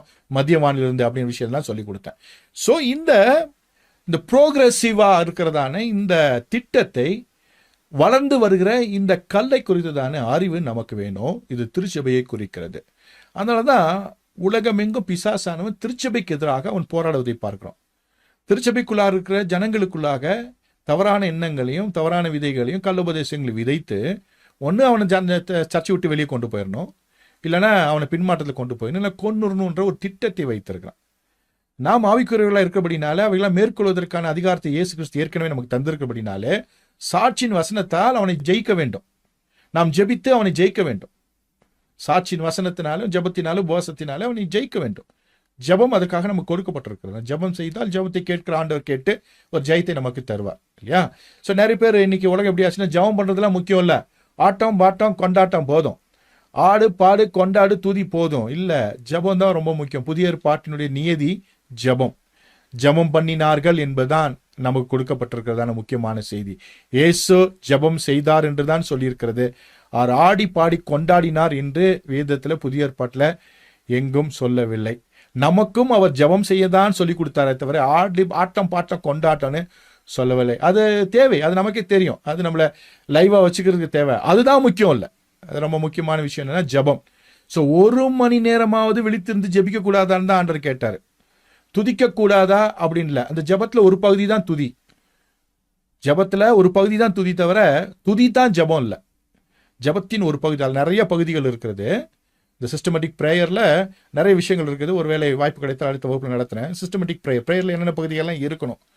ஆராதனை பகுதி இருக்கணும், மன்றாட்டு பகுதி இருக்கணும், சப்மிஷன், நம்மை மறு பரிசோதனை செய்து பார்க்குற அனுபவம் இருக்கணும். இது மாதிரி நிறைய விஷயங்கள் இருக்குது. அதை வருங்கால வகுப்பில் நம்ம பார்ப்போம். ஸோ நம்ம முக்கியமாக தெரிஞ்சுக்க வேண்டிய விஷயம், இந்த கைகளால் பெயர்த்தெடுக்கப்படாத கல் அல்லது அழிவில்லாத ராஜ்யம் மேல் வீட்டறையிலிருந்து ஆரம்பித்து விட்டது. அது தொடர்ந்து கொண்டே இருக்கிறது. இன்றைக்கு நம்மை பரிசுத்த ஆவியானவரை நிரப்பி நம் மூலமாக இந்த உலகத்தை அவர் கண்ட்ரோல் பண்றாரு. நம்முடைய ஜபத்தினாலே, நம்முடைய விண்ணப்பங்களினாலே, வேண்டுதலினாலே, சுவிசேஷத்தினாலே இந்த உலகம் இன்றைக்கு நீதிக்குட்படுத்தப்பட்டு கொண்டிருக்கிறது. பிசாசு ஆளுகைக்கு வராமல் தடுக்கப்பட்டிருக்கிறான். எல்லாம் முத்திரிக்கப்பட்டிருக்கிறது. சபை இன்றைக்கு எடுத்துக்கொள்ளப்படுகிறதோ அன்றைக்கு கிறிஸ்துவானவர் அந்த முத்திரை உடைப்பார். அதற்கான நோக்கங்கள்லாம் படித்திருக்கிறோம். அதற்கு பின்பு சபையும் கிறிஸ்துவும் சேர்ந்து இந்த உலகத்தை ஆளுகை செய்ய போகிறார்கள். அவரோடு பாடுபட்டால் நாம் அவரோடு ஆளுகை செய்வோம் என்று வேதவசனம் சொல்லுகிறது. சரி, அதுக்கு பின்பாக என்ன நடக்கும் அப்படின்னா, 1000 வருஷ அரசாட்சிக்கு பின்பு ஒரு வெள்ளை சிங்காசன நியாயத்தீர்ப்பு, அதற்கப்புறமும் புதிய பூமி, முடிவில்லாத ராஜ்யம். அங்கே ஒரே சிங்காசனம், ஒரே நாமம் தேவனுக்கு இருக்கும். ஒரு சிங்காசனம், ஒரே நாமம், புதிய நாமத்தால் அழைக்கப்படுவார். அப்போ இந்த மேல் வீட்டறையில் ஆரம்பித்ததான இந்த ராஜ்யம் முடிவில்லாத ராஜ்யம், அது தொடர்ந்து கொண்டே இருக்கும். அழிவில்லாத ராஜ்யம், அது தொடர்ந்து கொண்டே இருக்கும். இது நித்திய காலமாக இருக்கும். எத்தனை பேர் நம்புறீங்க நீங்களும் நானும் நித்திய காலமா இருப்போம் அப்படின்னு? இல்லையா? அதுக்காக தானே அழைச்சிருக்காரு. முடிவு கொண்டு வந்து அப்படி முடிச்சு போட்டு வேற ஒன்று ஆரம்பிக்க போறாரா? இல்ல. அழிவில்லாத ராஜ்யம், முடிவில்லாத ராஜ்யம். அழிவில்லாத ராஜ்யத்தை நம்மை கொண்டு அவர் ஆரம்பித்து நம்மை கொண்டு நடத்தி நம் மூலமாக அவர் மகிமைப்பட்டு நமக்காக ஒரு புதிய பூமியை படைத்து நம்மோடு அவர் இருக்க திட்டம் பண்ணி இருக்கிறார். அற்புதமான தேவன் அவர். அல்லேலூயா. எத்தனை பேர் புரிஞ்சே இல்லையா? ரொம்ப அற்புதமான ஒரு விஷயம் அது. சோ முடிவில்லாத ராஜ்யம், அதுதான் நோக்கம். அந்த அழிவில்லாத ராஜ்யத்தின் நோக்கம் என்ன? இந்த காலகட்டத்திலே பரிசுத்த ஆவியானவர் நிறைவோடு இந்த உலகத்தில் நாம் இருந்து சுவிசேஷத்தை அறிவித்து ஜனங்களை நீதிக்குட்படுத்தி இங்கே விண்ணப்பத்தால் வேண்டுதலால் தேவனுக்கு எல்லாவற்றையும் தெரியப்படுத்தி இந்த உலகத்தில் தேவ நீதியை நிறைவேற்றி அவர் ஆளுகையை கொண்டு வந்து நிலைநாட்ட பின்பு கிறிஸ்துவின் வருகைக்கு முன்பாக நாம் எடுத்துக்கொள்ளப்பட்டு மத்தியவானில் இருந்து 7 ஆண்டு காலம் பிசாசுக்கான வாய்ப்பை கர்த்தர் கொடுத்து முத்திரையை உடைத்து அவன் இந்த உலகத்தை சீரழித்து தன்னுடைய ஜனங்களை எல்லாம் அவன் அடிமைப்படுத்தி போய் கொண்டிருக்கும் பொழுது அவனுடைய ராஜ்யத்தை தன்னுடைய ஆளுகையினாலே அவர் வீழ்த்தி அர்மகதான் யுத்தத்தோடு அவனை வீழ்த்தி அவனை கொன்று பழைப்பாம்பாக சாத்தானை பாதாளத்தில் அடைத்து போட்டு தன்னுடைய தேவ ஜனங்களோடு இந்த உலகத்தை ஆளுகை செய்ய போகிறார் 1000 ஆண்டுகள். அதற்கு பின்பு வெள்ளை சிங்காசன நியாயத்தீர்ப்பு, அதற்கு பின்பு முடிவில்லாத ராஜ்யத்திலே தன்னுடையவர்களோடு அங்கே நித்திய காலமாக அவர் இருக்க போகிறார். நாம் அவரோடு இருக்க போகிறோம். அது எப்படிப்பட்ட உலகம் என்று நமக்கு பெரிதாக விலக செய்யவில்லை, கர்த்தர் சொல்லவில்லை. ஆனாலும் அது பயங்கரமான ராஜ்யம், அற்புதமான ராஜ்யம், இனிமையான ராஜ்யம், நிலையான ராஜ்யம், நித்திய ராஜ்யம் என்பதை நாம் தெரிந்து கொள்கிறோம். அது குறித்த வெளிப்பாடுகள் வருங்காலத்தில் ஒருவேளை கர்த்தர் வெளிப்படுத்தலாம். ஒருவேளை அதற்கான காலங்கள் எது என்று தெரியவில்லை. கர்த்தர் வெளிப்படுத்த வல்லவராயிருக்கிறார். தன்னுடைய ஊழியக்காரர்கள் வெளிப்படுத்தாமல் செய்ய மாட்டார் என்று நம்ம வாசிக்கிறோம். கர்த்தர் அதை வெளிப்படுத்துவாராக. சரி, ஓகே. இதை நம்ம முக்கியமாக இன்னைக்கு தெரிஞ்சுக்கிட்டதான முக்கியமான விஷயம். ஸோ பார்த்தீங்கன்னா இந்த காலகட்டங்களில் இயேசு கிறிஸ்துனுடைய பரமேறி சென்ற அந்த நிகழ்விலிருந்து இன்றைக்கு வரைக்கும் இருக்கிறதான இந்த 2000 வருட இந்த இடைப்பட்ட காலத்தில் நடந்து கொண்டிருக்கிறது என்ன? இது கைகளால் பெயர்க்கப்படாத ஒரு கல்லாகிய திருச்சபை. இது ஒரு அழியாத ராஜ்யம். தேவன் தம்முடைய சுயரத்தால் சம்பாதித்துக் கொண்ட தமது சபை. இந்த 3 விஷயத்தை மனதில் வைத்துக் கொள்ள வேண்டும். நாம் அழிவில்லாத ராஜ்யத்தின் மக்களாகி இருக்கிறோம். எத்தனை பேர் ஆமீன் சொல்வீங்க? நீங்களும் நானும் அழிவில்லாத ஒரு ராஜ்யத்தின் மக்களாகி இருக்கிறோம். அதனாலதான் கிறிஸ்தவன் என்பவனுக்கு மரணம் என்பது முடிவல்ல, அடுத்த வாழ்க்கையின் ஆரம்பம் அப்படின்னு அடிக்கடி நான் சொல்வேன். நீ கேட்டிருப்பீங்கன்னு நினைக்கிறேன். நம்முடையவர்களுக்கு மரணம் என்பது முடிவல்ல, அடுத்த வாழ்க்கையின் ஆரம்பம். ஸோ நாம் என்றென்றைக்கு கர்த்தர் கூட தான் இருக்க போறோம். உயிரோடு இருக்கும் பொழுதும் கர்த்தர் கூட தான் இருக்க போறோம். ஒருவேளை இன்றைக்கு மரித்தாலும் நாம் அவரோடு கூட தான் இருக்க போறோம். ஒருவேளை கர்த்தருடைய வருகை இன்றைக்கு இருந்தாலும் நாம் கர்த்தரோடு தான் இருக்க போறோம். எத்தனை பேர் ஆமேன் சொல்வீங்க? ஓகே, ஆமேன். ஓகே, ஆமா. நாம் என்றென்றைக்கும் அவரோடு கூட இருப்பதற்காக தான் தெரிந்து கொண்டிருக்கிறார். இது ஒரு அழியாத ராஜ்யம். இந்த ராஜ்யத்தை குறித்ததான எரிச்சல் பிசாசுக்கு என்றென்றைக்கும் இருக்கத்தான் செய்யும். இன்றைக்கு உங்களை ஒருவன் பகைத்தால் அதற்கு காரணம் என்ன? பிசாசு அவனுடைய இருதயங்களில் இருந்து கொண்டு இந்த ராஜ்யத்தை பகைக்கிறான். அவனுக்கு இந்த ராஜ்யம் எதிரான ராஜ்யம் என்பது அவனுக்கு தெரியும். அவனை முடித்து கட்டுகிற ராஜ்யம் என்பதை பிசாசு அறிந்திருக்கிறான். அவனுக்கு இங்கே ஆளுகை இல்லை. ஏனென்றால் திருச்சபை இருக்கிற வரைக்கும் ஒட்டுமொத்த உலகத்தை ஒரு பாபில் கோபுரத்தை கொண்டோ அல்லது பாபிலோனை கொண்டோ அவனால் ஆளுகை செய்ய முடியாது. இன்னொரு பாபிலோன் வருவதற்கான வாய்ப்புகள் இல்லை. அது தரைமட்டமாய் போய்விட்டது. அந்த 7 ஆண்டு காலத்தில் மாத்திரமே மறுபடியுமாக இந்த பாபிலோன் வருவதற்கான வாய்ப்புகள் இருக்கிறது என்பதை வேதம் நமக்கு சொல்லிக் கொடுக்கிறது. சரி, இப்போ நம்ம பார்த்தோம். அப்போ திருச்சபைனா என்ன? அப்போ கைகளால் பெயர்த்தெடுக்கப்படாத ராஜ்யம்னா என்ன? ஸோ அழிவில்லாத ராஜ்யம்னா என்னன்றத ஒரு குறிப்பிட்ட நேரத்திற்குள்ளாக நான் உங்களுக்கு சொல்லி கொடுத்துட்டேன். இதை குறித்ததான முன்னறிவு, அதாவது ஆரம்ப காலகட்டத்தில் இருந்ததான ஜனங்கள், அதாவது 1ஆம் நூற்றாண்டு திருச்சபையின் ஜனங்கள், அதுக்கு பின்பாக வந்ததான திருச்சபை ஜனங்கள், அதே போல 1000களிலே, 1500களிலே, 1600களிலே, 1800களிலே, 2000த்துல இப்படிப்பட்ட காலகட்டத்தில் வாழ்கிறதான ஜனங்கள் இவைகளை குறித்து என்ன நினைக்கிறார்கள், என்னென்ன கொள்கை குழப்பங்கள் இருக்கிறது என்பதை நாம் பார்க்க போகிறோம். சரியா? என்ன கொள்கை குழப்பம்னா 3 விதமான காரியங்கள் இந்த உலகத்தில் இருக்கிறது. ஒன்று பார்த்தீங்கன்னா அமெலினிசம் அப்படின்னு சொல்லுவோம். அப்புறம் ப்ரீமிலினிசம், இன்னொன்று போஸ்ட் மில்லியனிசம்னு சொல்லுவாங்க. 3 விதமான கருத்துக்கள், கொள்கை குழப்பங்கள் இதில் இருக்கு. இதில் எது சரி எது தவறு என்பதை நாம் பார்க்க போகிறோம். அமெலினிசம் அப்படின்றது என்ன அப்படின்னா, இந்த நல்லாயிரம் ஆண்டு அரசாட்சி இப்பொழுது நடந்து கொண்டிருக்கிறது. இந்த மில்லினியம் கிங்டம் இப்பொழுது நடந்து கொண்டிருக்கிறது. அது ஒரு சிம்பாலிக் தான். அது இன்னைக்கு நடந்துட்டு இருக்கு அப்படின்னு சொல்வது தான் என்னன்னா மில்லினிசம் என்கிறதான அந்த தியாலஜிக்கல் என்ன சொல்றது இறையியல் கருத்தை உடைய ஜனங்கள் நம்பிக்கொண்டிருக்கிறாங்க. ரொம்ப கவனமா நீங்க கேட்கணும். இது நேற்று இன்றைக்கு ஆரம்பித்ததல்ல, ஏறக்குறைய ஆரம்ப காலகட்டங்களிலிருந்தே. இது என்ன சொல்லுவாங்கன்னா மில்லினியம் டுடே, இன்றைக்கு இந்த நல்லாயிரம் ஆண்டு நடந்து கொண்டு இருக்கிறது அப்படின்னு சொல்றாங்க. இது முதல்ல பார்த்தீங்கன்னா ஏறக்குறைய ஆரம்ப காலகட்டங்களில் 430 வாக்கில் 434 354 430 வரைக்கும் இருந்ததுன்னா அகஸ்டின் ஆஃப் ஹிப்போ, அகஸ்டின் இப்போல இருந்து அகஸ்டின் என்கிறதான ஒரு திருச்சபை தலைவர் என்ன பண்ணார்னா இதை அவர் ரொம்ப பிரசங்கித்தார். இப்போ நம்ம இதில் தான் இருக்கிறோம்னா 1000 வருஷாட்சியில் தான் மில்லினியம் கிங்டம்ல தான் இருக்கிறோம் அப்படின்னு சொல்லி பிரசங்கிக்க ஆரம்பித்தார். அதற்கு அவர் ஆதாரமாக சொன்ன வசனம் என்னன்னா லூக்கா 10:19 சொன்னார். இதோ சர்ப்பங்களையும் தேள்களையும் மிதிக்கவும் சத்துருடைய சகல வல்லமை மேற்கொள்ளவும் உங்களுக்கு அதிகாரம் கொடுக்கிறேன், ஒன்றும் உங்களை சேதப்படுத்தாது அப்படின்னு சொல்லியிருக்குல்ல. இதுதான் கீவர்ஸ். அதை வச்சு அவர் சொன்னாரு, பாருங்க இப்போ இந்த அதிகாரம்லாம் இருக்குன்னா என்ன அர்த்தம்னா இப்போ மில்லினியம் கிங்டம் நடந்துட்டு இருக்கு. நம்மளால என்ன பண்ண முடியுது, இந்த உலகத்தை கண்ட்ரோல் பண்ண முடியுது, பிசாசை துரத்த முடியுது, வியாதியஸ்தர்ல குணமாக்க முடியுது அப்படின்னு என்ன அர்த்தம், இது மில்லினியம் கிங்டம் அப்படின்னு அவர் சொன்னார்.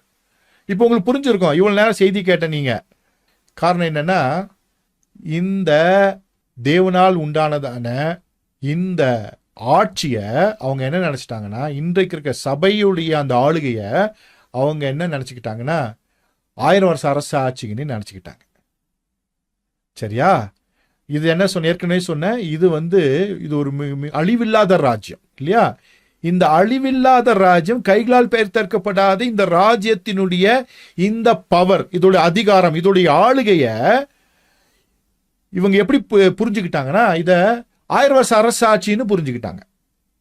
சோ இன்னைக்கும் நிறைய டினாமினேஷன் காரங்க என்ன சொல்றாங்கன்னா இன்னைக்கு 1000 வருஷ அரசாட்சியில தான் இருக்கிறோம் அப்படின்னு சொல்றாங்க. 1000 வருஷ அரசாட்சி இன்னைக்கு நடக்குதுன்றாங்க. அதுக்கு காரணம் என்னன்னா இந்த அகஸ்டின் ஆஃப் இப்போ தான் காரணம். காரணம் என்னன்னா இந்த அழிவில்லாத ராஜ்யத்தை குறித்ததான தவறான புரிந்து கொள்ளுதல், அவர்கிட்ட இருக்க தவறான புரிந்து கொள்ளுதல். அதுக்காக ஒரு மனுஷன் தப்பா நினைக்க மாட்டான்ல, நினைக்கிறோம். நீங்களும் நானுமே நிறைய விஷயம் தப்பா தான் நினைச்சிட்டு இருக்கிறோம் இல்லையா? வாழ்க்கையில நிறைய விஷயம் தப்பா தான் நினைச்சுக்கிட்டாரு. ஆனா அது ஒரு கருத்தியலாக மாறி, அது ஒரு தியாலஜியா மாறி, அதான் உண்மைன்னு பின்னாட்டில் வரவர்கள் நம்ப ஆரம்பித்தார்கள். சரியா? இவர் 430 வரைக்கும் இருந்தார். சரியா? 430 ஆகஸ்ட் 28 தான் மரித்து போனாரு. இவரால் ஏற்பட்டப்பட்டது தான் இந்த மில்லினிசம் அப்படின்றதான கருத்து. இன்றைக்கும் பல திருச்சபைகளில அவர்கள் இந்த கருத்தை அவர்கள் பிரசங்கித்து கொண்டிருக்கிறார்கள். அடுத்தது பார்த்தீங்கன்னா ப்ரீ மில்லினிசம் அப்படின்னு சொல்லலாம். இந்த ப்ரீ மில்லினிசம் என்பது என்ன? திருச்சபை எடுத்துக்கொள்ளப்பட்ட பின்பு 7 ஆண்டு உபத்திரவத்துக்கு பின்பு 4000 ஆண்டு அரசாட்சி ஆரம்பிக்கும் என்பது. இதை என்ன சொல்லுவாங்கன்னா ஆன்டி நிசையன் ஃபாதர்ஸ் சொல்லுவாங்க. அது பின்னால பார்ப்போம். அதாவது 325 நிசையா என்கிற இடத்துல கான்ஸ்டான்டின் மன்னன் காலத்துல ஒரு கவுன்சில் கூடி திருச்சபைகள்லாம் கூடி கள்ளோபதேசங்களுக்கும் அதே போல உபதேச குளறுபடிகளுக்கும் எதிராக நின்று உபதேசங்களை சரி செய்வதற்காக எடுத்துக்கொண்ட ஒரு மிகப்பெரிய கவுன்சில். அந்த கவுன்சிலுக்கு முன்பாக இருந்ததான தலைவர்களை, சபை தலைவர்களை ஆன்டி நிசையன் சர்ச் ஃபாதர்ஸ் சொல்லுவாங்க. அவங்க இதை தான் நம்பினாங்க. ப்ரீ மில்லினிசம் என்கிறதான இந்த கருத்தை அவர்கள் வலியுறுத்தினார்கள். நீங்களும் நானும் இந்த கருத்தில் தான் இருக்கிறோம். திருச்சபை எடுத்துக்கொள்ளப்பட்ட பின்பு 7 ஆண்டு உபத்திரத்துக்கு பின்பு 4000 ஆட்சி நடக்கும். சரியா? இதை குறித்து கொஞ்சம் பின்னால பார்க்கலாம். அடுத்தது 3வது போஸ்ட் மில்லினிசம். இந்த கருத்தை பேசுகிறவங்க என்ன சொல்றாங்கன்னா கிறிஸ்துவின் 2ஆம் வருகையோடு 4000 ஆண்டு அரசாட்சி முடியும் அப்படின்றாங்க. அப்படின்னா இயேசு கிறிஸ்து எப்ப வருவாரோ அன்னைக்கு இந்த 1000 வருஷ அரசாட்சி முடியும் அப்படின்றாங்க. ஒருத்தர் 4000 ஆட்சி நடந்துட்டு இருக்குன்றாங்க, இன்னொருத்தர் இயேசு கிறிஸ்து வருகையோட முடியும். அப்படின்னா என்ன அர்த்தம்னா அவர் வருகைக்கு முன்னால ஒரு 1000 வருஷம் அப்படின்னு அவங்க கணக்கு வச்சிருக்கிறாங்க. சரியா? இது ரொம்ப நம்ம டீட்டெயில பார்க்க போல, ஆனா நமக்கு தேவையான விஷயத்தை மட்டும் பார்க்க போறோம். இங்க பாத்தீங்கன்னா ஒரு படத்தோட உங்களுக்காக விளக்குகிறேன்.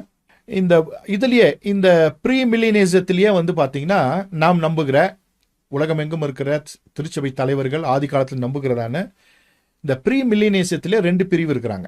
அப்படின்னா அதுல ஒரு எவனாச்சும் ஒருத்தர் உள்ள பூந்து ஏதாச்சும் ஒன்று பண்ணும்ல, அதுல போஸ்ட் ட்ரிபுலேஷனல் ப்ரீ மில்லினிசம், இன்னொன்று ப்ரீ ட்ரிபுலேஷனல் ப்ரீமிலினிசம் அப்படின்னு சொல்லுவாங்க. அதாவது உபத்திரவத்துக்கு பின்பாக தான் 1000 வருஷ அரசாட்சி ஆரம்பிக்கும். அதில் திருச்சபையும் என்ன பண்ணும், உள்ள போய் தான் வரும் அப்படின்னு சொல்லுகிறதான கருத்தை உடையவர்கள். சரிங்களா? இந்த கருத்தை உடையவர்கள் இருக்கிறாங்க. இது யார் அப்படின்னு சொன்னா, இன்னும் நம்ம கூட இன்னைக்கு நிறைய இருக்கிற கன்ஃபியூஷன் மைண்ட் செட்டில் இருக்கிறவங்க, சரியா தவறாக படிச்சுட்டு, சரியா படிக்கன்னு சொல்லி தவறாக படிச்சுட்டு சொல்லி கொண்டிருக்கிற ஆட்கள் இருக்கிறாங்க. அடுத்தது வந்து பார்த்தீங்கன்னா ப்ரீ ட்ரிபுலேஷன் டிஸ்பெஷனேஷனல் ப்ரீமிலினிஷன் சொல்கிறோம். அதாவது சபை எடுத்துக்கொள்ளப்பட்ட பின்பு உபத்திர காலம் ஆரம்பிக்கும். ஏன் சபைக்கு எடுத்துக்கொள்ளப்படணும், அதுக்கான நோக்கம் என்ன என்பதெல்லாம் வருங்கால வகுப்பில் நம்ம பார்த்துட்டோம் இல்லையா? நிறைய வகுப்புகளை வருங்கால வகுப்பு முன்னால் பார்த்தோம் இல்லையா? எஸ்கட்டாலஜி கிளாஸ் அதெல்லாம் பார்த்துட்டோம். ஸோ முந்தைய வகுப்புகளை நீங்கள் பார்த்து தெரிஞ்சிருப்பீங்க. ஏன் சபை எடுத்துக்கொள்ளப்படணும், அப்போ தான் முத்திரை உடைக்கப்படும். அப்போ முத்திரை உடைக்கணும் என்ன ஆகும் அதெல்லாம் பார்த்துட்டோம். அதுக்கப்புறம் உபத்திரவ காலம், அதற்கப்புறம் கிறிஸ்துவின் 2வது வருகை, அதற்கு பின்பு அவர் 1000 வருஷ அரசாட்சி, அதற்கு பின்பு லாஸ்ட் ஜட்ஜ்மெண்ட், வெள்ளை சிங்காசன நியாயத்தீர்ப்பு, அதுக்கப்புறம் புதிய பூமி. சரியா?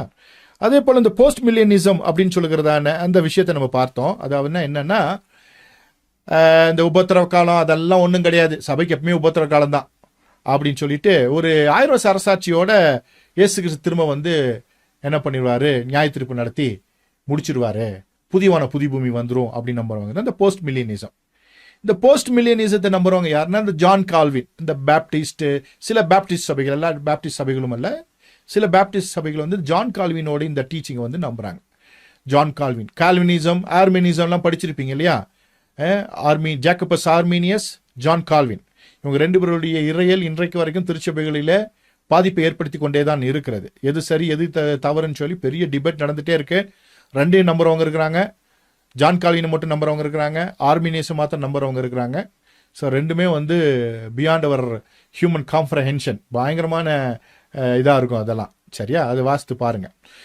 நம்ம கூட ஒரு கிளாஸ் நடத்தணும். ஏற்கனவே நான் ப்ரீவியஸ் ஸ்டூடெண்ட்ஸ்க்கு நடத்தியிருக்கிறேன், உங்களுக்கு நடத்துறதுக்கு நான் பிளான் பண்ணுறேன். சரி, அப்போது இந்த போஸ்ட் மில்லினியஸத்தை வந்து ஜான் கால்வின் போன்ற ஆட்கள் பண்ணுறாங்க. உபத்திரவெல்லாம் ஒன்றும் கிடையாது, சபையும் உபத்திரப்படுத்தி தான் இருக்கும். 1000 வருஷ அரசியோட இயேசு கிறிஸ்து வந்துடுவார், வந்ததுக்கப்புறம் புதிய பூமின்ற ஒரு விஷயத்த சொல்கிறாங்க. நான் சும்மா சிம்பிளாக சொல்கிறேன், இதுக்கு நிறைய தியாலஜிக்கல் இது வசன ஆதாரங்கள்லாம் வச்சு அவங்க பேசியிருப்பாங்க. சரியா? அடுத்து வந்து மில்லினிசம் ஏற்கனவே பார்த்தோம். இன்னைக்கு 1000 வருஷ அரசாட்சி நடந்துட்டு இருக்குன்னு அகஸ்டின் ஆஃப் இப்போ அவர் சொன்னார், நம்ம சொன்னோம் இல்லையா? அது 2ஆம் வருகையோடு முடிவு பெறும் அப்படின்னு அவங்க சொல்லியிருக்காங்க. இன்னைக்கு நடந்துட்டு இருக்கு அப்படின்னு சொல்றாங்க. அதாவது இந்த அழிவில்லாத ராஜ்யத்தை அவர் தவறாக புரிந்து கொண்டதை நம்ம பார்க்கிறோம். இப்போ நாம நம்பிக்கொண்டிருக்கிறதான இந்த திட்டம், அதாவது இயேசு கிறிஸ்து மரித்து உயிர்த்தெழுந்து பரமேறி சென்று விட்டார். இன்றைக்கு திருச்சபை காலத்தில் இருக்கோம். கைகளால் பெயர்த்தெடுக்கப்படாத கல், அழிவில்லாத ராஜ்யம், அதற்கு பங்காளிகளாக நம்ம இருக்கிறோம், அதற்குள்ள நம்ம இருக்கிறோம். இது ஒரு காலத்தை எடுத்துக்கொள்ளப்பட்டால் 7 ஆண்டு கால உபத்திரவம் வரும். அதன் முடிவில் ஆண்டவராக இயேசு கிறிஸ்து வருகை இருக்கும். அதற்கு பின்பு 1000 வருட அரசாட்சி, 4000 ஆண்டு அரசாட்சி நடக்கும். அது முடிந்த பின்பு வெள்ளை சிங்காசன நியாயத்தீர்ப்பு, அதற்கு பின்பு புதிய பூமி என்பதை நாம் விசுவாசிக்கிறோம், நம்புகிறோம். இதற்கு ஆதாரமாக இதெல்லாம் யார் நம்பினாங்க? ஆன்டி நிசையன் சர்ச் ஃபாதர்ஸ் அப்படின்னு நான் சொன்னேன். 325 கான்ஸ்டான்டின் மன்னன் தலைமையிலே நடந்ததான அந்த கவுன்சிலுக்கு முந்தைய காலகட்டத்தில் இருந்ததான சபை தலைவர்கள். இது ஏன் நான் முக்கியத்துவப்படுத்தி சொல்றேன்னா, கான்ஸ்டான்டின் மன்னன் காலத்தில் இந்த கிறிஸ்தவம் அரசாங்க மதமாக அறிவிக்கப்பட்டு விட்டது. அரசாங்க மதமாக அறிவிக்கப்பட்ட பின்பு மன்னனுடைய தலையீடு சபைக்குள்ளாக இருந்தது. எதை முடிவு செய்ய வேண்டும் என்றாலும் மன்னன் தான் முடிவு செய்யணும். ஒரு தியாலஜிக்கலை ஏதாச்சும் ஒன்று முடிவு செய்யணும், இது சரியா தப்பான மன்னன்ட்ட தான் போய் கேட்கணும். மன்னன் என்ன பண்ணுவான், பிஷப் மாரெல்லாம் கூப்பிட்டு இந்த பக்கம் பாதி பேர் அந்த பக்கம் பாதி பேர் நிற்க வச்சு யார் மெஜாரிட்டியாக சொல்கிறாங்களோ அவங்க பேச்சை எடுத்துக்கிட்டான். இல்லைன்னா அவனுக்கு ஃபேவரை யார் பேசினாங்களோ அதை எடுத்துக்கிட்டு அவன் என்ன பண்ணா, தீர்ப்பு வழங்கினான். அதனால திருச்சபைகளுக்குள்ளாக நிறைய சாதகமான விஷயங்களும் நடந்தது, பாதகமான விஷயங்களும் நடந்தது, நல்ல உபதேசங்களும் வந்தது, கள்ள உபதேசங்களும் வந்தது. அதில் தான் பார்த்தீங்கன்னா இந்த சிலை வழிபாடு போன்ற பல விஷயங்கள் எல்லாமே கான்ஸ்டான்டின் மன்னன் காலத்துக்கு இருந்து ஆரம்பித்ததான இந்த கவுன்சில் மூலமாக வந்ததான பிரச்சனைகள் வழிவாக வந்தவைகள் தான். நிறைய விஷயம் வந்தது. மரியாள் பரமேறி சென்றது, மரியாள் தெய்வத்தாய், அவங்க கும்பிடலாம் அப்படின்னு சொன்னது, அதே போல் புனிதர்களை வர்ஷிப் பண்ணுறது, இது போன்ற விஷயங்கள் எல்லாம் பாதகமான விஷயங்களும் வந்தது. ஸோ அதெல்லாம் நம்ம வரலாற்றில் நம்ம தெரிந்து கொள்ளலாம். ஸோ இது நம்முடைய நோக்கம் என்ன, கும்பிடலாமா கும்பிட வேண்டாமான்ற நோக்கத்துக்கெல்லாம் நான் வரல. ஏன்னா அதெல்லாம் உங்களுக்கே தெரியும், ஏற்கனவே எல்லாமே தெரிஞ்சு வச்சுருக்கிறீங்க. இந்த திருச்சபையினுடைய காரியங்களில் இந்த ராஜாக்கள் தலையிட்ட பொழுது உபதேசங்களில் பிரச்சனை வந்தது என்பதை நாம் புரிந்து கொள்வதற்காக நான் சொல்லுகிறேன். ஸோ இந்த ராஜாங்க மதமாக கிறிஸ்தவம் அங்கீகரிக்கப்படுவதற்கு முன்பாக இருந்ததான சபை தலைவர்களே, பிதாக்களை நம்ம என்ன சொல்லணும்னா ante Nicene church father, ante Nicene church ஃபாதர்ஸ்ன்னு சொல்லுவோம். இதில் முக்கியமானவர்கள் யாருன்னா போலிகார்ப் 69 155 வரைக்கும். இவர் யாருன்னா யோவான், வெளிப்படுத்தின விசேஷத்தை எழுதின யோவானுடைய டைரக்ட் டிசைபிள், அவருடைய நேரடி என்ன சொன்ன மாணவர். அவருடைய நேரடி மாணவர் யாருன்னா பாபியாஸ் என்பவர் 60 130 வரைக்கும் இருந்தார். அவருடைய நேரடி மாணவர் யாருன்னா இரேனியஸ் 115 202 வரைக்கும். அதுக்கப்புறம் ஜஸ்டின் மார்டையர் 100 165, ஹிப்போலைட்டஸ் 199 217, தெர்த்துலியன் 150 225, சைப்பிரியன் 200 258, குமோடியன் 200 275, மெத்தோடியஸ் 311, அதுக்கப்புறம் லாக்டாண்டியஸ் 240 320. நிறைய பேர் இருக்காங்க. நான் உங்களுக்காக வெறும் 10 பேரை மட்டும் தான் இதில் போட்டிருக்கேன். சரியா? தொடர்ந்து வருகிறதான இந்ததான சபை தலைவர்கள் நாம் இன்றைக்கு கற்றுக்கொண்டிருக்கிற, நீங்களும் நானும் விசுவாசிக்கிறதான இந்த இறையியலை தான் அவர்கள் வலியுறுத்தி சொன்னார்கள். நாம் ஏன் இன்றைக்கு இவைகளை பேசிக் கொண்டிருக்கிறோம், ஏன் இவைகளை இறையியலாக உங்களுக்கு நான் சொல்லிக் கொண்டிருக்கிறேன்னு சொன்னா, நம்முடைய முற்பிதாக்களான இவர்கள் என்ன சொல்லிக் கொடுத்தாங்களோ அந்த பூர்வ பாதையில நம்ம நடந்து கொண்டிருக்கிறோம். வேதாகமத்தின் அடிப்படையில், வேதவசத்தினுடைய வெளிப்பாடில் நம்முடைய சபை தலைவர்கள், சபை முற்பிதாக்கள் எதை சொல்லிக் கொடுத்தார்களோ, எதை நம்பினார்களோ, ஆணித்தரமாக நம்பினார்களோ, எழுதி வைத்தார்களோ, வேத வசனத்தோடு எழுதி வைத்து அதற்காக போராடினார்களோ, அந்த விஷயத்தை தான் சொல்லிக் கொண்டிருக்கிறேன். புதிதாக சொந்த கருத்தை நான் சொல்லவில்லை. ஏனென்றால் அது தவறு. நான் என் சொந்த கருத்தை சொல்வேன் என்னென்றால் நான் தேவனுடைய ராஜ்யத்திற்கு எதிரானவனாக இருப்பேன். வேத வசனத்தின்படி, வேத வாக்கியங்களின்படி, சபை தலைவர்களுடைய அந்த முடிவின்படி தான் நாம் இன்றைக்கு நடக்க வேண்டும். அப்படின்னா நமக்கு அப்பா அம்மா என்ன சொல்லிக் கொடுத்தாங்களோ, நம்முடைய முன்னோர்கள் என்ன சொல்லிக் கொடுத்தாங்களோ, நம்ம குடும்ப வாழ்க்கையை குறித்து சொன்னோம், அதை தான் இன்னைக்கு நம்ம ஃபாலோ பண்ணிட்டு வரோம் இல்லையா? ஸோ ஒரு குடும்பத்திற்கான ஒரு எத்திக் இருக்கு. அதே போல நாம் ஒரு சத்தியத்தை நாம் விசுவாசிக்க வேண்டும் என்றால் அதற்கான எத்திக் இருக்கணும், அதற்கான வழிமுறை இருக்கணும். நாம் எங்கிருந்து கற்றுக் கொடுத்தோம், எவ்விதமாக அதை நம்ப வேண்டும், அதற்கான ஆதாரம் என்ன, வசன ஆதாரம் என்ன, தலைவர்கள் என்ன என்பதை தெரிந்து கொள்ள வேண்டும். பின்னால் இன்றைக்கு இருக்கிறதான காலகட்டத்தில் இருக்கிறதான பெந்தகோஸ்தே சபைகளாக இருக்கட்டும், அதுக்குள்ள பிரிவினைகளாக இருக்கட்டும், அந்த சபைகள் சொல்லுகிற பல விஷயங்கள் சரியா என்பதை ஆராய்ந்து பார்க்க வேண்டும். நல்ல சபைகளும் இருக்கிறது, இப்படி கோளாறான சபைகளும் இருக்கிறது. இந்த அடிப்படை சத்தியங்களை வைத்து தான் அவைகளை நாம் ஆராய்ந்து பார்த்து ஏற்றுக்கொள்ளலாமா வேண்டாமா என்பதை முடிவு செய்ய வேண்டும். ஸோ உங்களுக்காக இந்த 10 நபர்களை போட்டிருக்கிறேன். இதற்கான புஸ்தகங்கள் இருக்கிறது. 10 வால்யூமோ 11 வால்யூம் இருக்கிறது. ஒருவேளை விருப்பப்படுகிறவர்கள் நீங்கள் அமேசான் போன்ற இணையதளங்களை வாங்கி கொள்ளலாம். ஒருவேளை சாஃப்ட் காப்பி வேணும்னா நீங்கள் ஈஸ்வேர்ட் என்கிறதான அந்த பைபிள், அதாவது கம்ப்யூட்டரில் இருக்கக்கூடிய பிசிக்கு, அதே போல் மேக்குக்கு யூஸ் பண்ணக்கூடிய சாஃப்ட்வேர் பைபிள், அது வாங்கினீங்கன்னா அதில் இந்த சர்ச் ஃபாதர்ஸோடைய 10-11 வால்யூம் புக்கும் அதில் இருக்கும். டவுன்லோட் பண்ணிக்கலாம், நீங்கள் படித்து பார்த்து தெரிந்து கொள்ளலாம். முக்கியமான விஷயம், உங்களுடைய மொபைலில் டவுன்லோட் பண்ணி வைத்துக்கொள்ளலாம், உங்களுடைய லேப்டாப்பு, அதே போல் மேக்கு எதுவாக இருந்தாலும் சரி, அதில் டவுன்லோட் பண்ணி இந்த சர்ச் ஃபாதர்ஸ் எல்லாம் என்ன சொன்னாங்க என்பதை தெரிந்து கொண்டால் அது உங்களுக்கு பிரயோஜனமாக இருக்கும். ஸோ ஈஸியாக இருக்கும். இந்த ஈஸ்வேர்ட் கொஞ்சம் ஃப்ரீயாக கிடைக்கும், அதனால நான் சொன்னேன். பெய்டு வெர்ஷனில் கிடைக்கிறத விட ஃப்ரீ வெர்ஷன்லேயே கிடைக்கும். ரொம்ப வருஷமாக இருக்கக்கூடிய ஒரு தரமான ஒரு மென்பொருள், ஒரு சாஃப்ட்வேர். ஸோ ஈஸ்வேர்ட், சரியா? ஈஸ்வேர்டை டவுன்லோட் பண்ணி வைத்துக் கொள்ளுங்கள், அது உங்களுக்கு பிரயோஜனமாக இருக்கும். நோட் பண்ணிட்டீங்களா? சரி, அதில் இந்த சர்ச் ஃபாதர்ஸ் பற்றி விஷயங்கள்லாம் இருக்கும், நீங்கள் தெரிந்து வைத்துக் கொள்ளுங்கள். புத்தகங்களையும் வாங்கி படிங்க. ஒருவேளை என்னை போல் பழைய ஆட்களாக இருந்தீங்கன்னா நீங்கள் புத்தகத்தை வாங்கி படிங்க. இப்போ இளம் தலைமுறைகளெல்லாம் நீங்கள்லாம் டேப்லேயே படிச்சிடுறீங்க, கம்ப்யூட்டர்லேயே படிச்சிடுறீங்க. ஸோ அதனால் உங்களை மனதில் வைத்து இந்த சாஃப்ட்வேர் சொல்கிறேன். முடிந்த அளவுக்கு யாருக்கு எது சாத்தியப்படுமோ வாசித்து பாருங்கள். வாழ்க்கை அதற்காக நாம் தியாகம் செய்வோம். ஏன்னா எதிர்கால சந்ததி காப்பாற்ற வேண்டிய பொறுப்பு நமக்கு இருக்கிறது. சரி, அப்போ நம்ம பார்த்தோம், நாம் நம்புகிற நம்பிக்கை நம்முடைய சபை தலைவர்கள் மூலமாக, யோவானிலிருந்து ஆரம்பிக்கிறதான அந்த தலைவர் மூலமாக, வழி வழியாக வந்ததான தலைவர் மூலமாக நம்புகிறோம். இவர்களிடத்துல நிறைய பேர்கிட்ட மற்ற விஷயங்கள் ஏதாவது வேறுபாடுகள்லாம் இருக்கலாம், அதை பற்றி நான் பேச வரல. பட் இந்த விஷயத்தில் எல்லாருமே இந்த விஷயத்தை சரியாக பேசியிருக்கிறார்கள். அதனால தான் இந்த புஸ்தகங்களை வாசித்து பார்க்க நான் சொன்னேன். சரியா? ஓகே. ஸோ இந்த விஷயத்தை நீங்கள் தெரிந்து கொள்ளுங்கள், நீங்கள் அது உங்களுக்கு பிரயோஜனமாக இருக்கும். சரி, அப்போ ஆமிலினிசம் எவ்வளவு தவறு, அதே போல் வந்து பார்த்தீங்கன்னா போஸ்ட் மில்லினிசம் என்பது எவ்வளவு தவறு என்பதை நாம் பார்த்தோம்.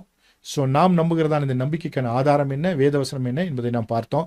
இன்னைக்கு அதனால் வந்திருக்கிற அந்த குளறுபடிகளையும் நாம் பார்த்தோம். ஸோ மறுபடியும் உங்களுக்காக அந்த தானியேலின் புஸ்தகம் 2ஆம் அதிகாரம் 44ஆம் வசனத்தை சொல்லப்பட்டதான அழியாத ஒரு ராஜ்யத்தை எழும்ப பண்ணுவார் என்கிறதான செய்தியை உங்களுக்காக இந்த படத்தில் போட்டிருக்கேன். ஒரு சின்ன ஒரு கல்லா இருக்கு. அந்த கல் அந்த பாபிலோன் ராஜ்யத்தை வீழ்த்தி விட்டது. பாபிலோனை வீழ்த்தி நிர்மூலமாக்கி விட்டது. அது நம்முடைய ஆண்டவராகிய இயேசு கிறிஸ்து இல்லையா? இந்த கல் சவர்தான் நம்முடைய கண்மலை. அதே போல சபைதான் அந்த கல் இல்லையா? இந்த கல் மேல் சபையை கட்டுவேன், பாதாளத்தின் வாசலை மேற்கொள்வதில்லைன்னு பேதுருவை பார்த்து ஆண்டவர் சொன்னார்.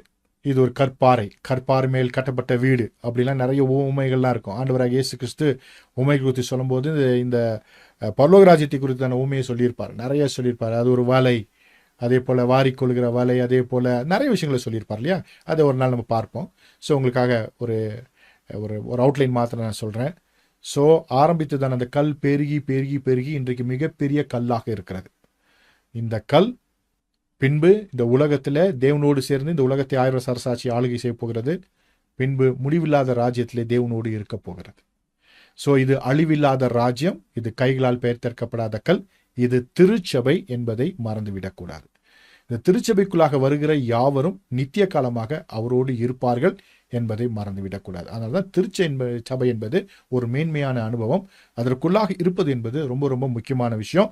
ஸோ இந்த இப்போ இருக்கிற கடைசி காலகட்டத்தில் இருக்கிறதான இந்த 2000 ஆண்டுகள் திருச்சபை ஆளுகையின் காலம். மறந்துடக்கூடாது. நீங்களும் நானும் திருச்சபையின் ஆளுகையின் காலத்திலே இருக்கிறோம். முடியாது என்பவர்களை முடிய பண்ணுகிற, ராஜாக்களை தள்ளி ராஜாக்களை ஏற்படுத்துகிற, சர்ப்பங்களையும் தேள்களையும் மிதிக்கிற, சத்துருவின் சகல அதிகாரங்களை மேற்கொள்கிற அதிகாரத்தை உடைய திருச்சபையின் மக்களாயிருக்கிறோம். இது தனிப்பட்ட மனிதனுக்கு கொடுக்கப்பட்ட வாக்குத்தத்தம் அல்ல, ஒட்டுமொத்த திருச்சபைக்கே கொடுக்கப்பட்ட ஒரு வாக்குத்தத்தம். அப்படின்னா யாரோ ஒருத்தனுக்கு இல்லை, திருச்சபையில் இருக்கிற அத்தனை பேருக்கும் இது வாக்குத்தத்தம். கூடி ஜெபிக்கும் பொழுது இருக்கிறதான அந்த பலன் மிக பெரியது, மறந்துவிடக்கூடாது. இது திருச்சபையின் ஆளுகை காலம். பாபிலோனின் ஆளுகை தவிடு பொடியாகி திருச்சபையின் ஆளுகையை ஆண்டவராகிய இயேசு கிறிஸ்து நம் மூலமாக கொண்டு வந்திருக்கிறார். திருச்சபை தான் இன்றைக்கு உலகத்தை ஆளுகை செய்கிறது. இந்த திருச்சபை கிறிஸ்துவின் தலையில 7 கொம்புகளாக மாறும் பொழுதுதான் ஒரு முத்திரையே உடைப்பாரு. இங்க மறுபடியும் பாபிலோனின் ராஜ்யம் மறுபடியும் வரும், அந்த கிறிஸ்துவின் ஆளுகை வரும் என்பது ஏற்கனவே சொல்லி கொடுத்திருக்கிறேன்.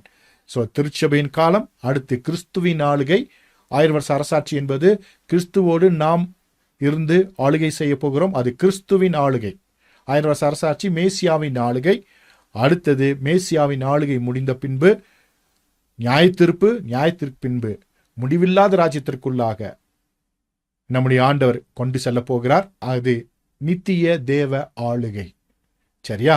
சோ இந்த அழிவில்லாத இந்த ராஜ்யம் எவ்விதமாக அப்படியே டிரான்ஸ்ஃபார்ம் ஆகுதுன்னு பாருங்க, எப்படி மாறுகிறதுன்னு பாருங்க. திருச்சபை ஆளுகையாக இருந்து கிறிஸ்துவின் ஆளுகையாக மாறி நித்திய தேவ ஆளுகையாக மாறப்போகிறது. எத்தனை பேருக்கு புரிஞ்சுப்போம்?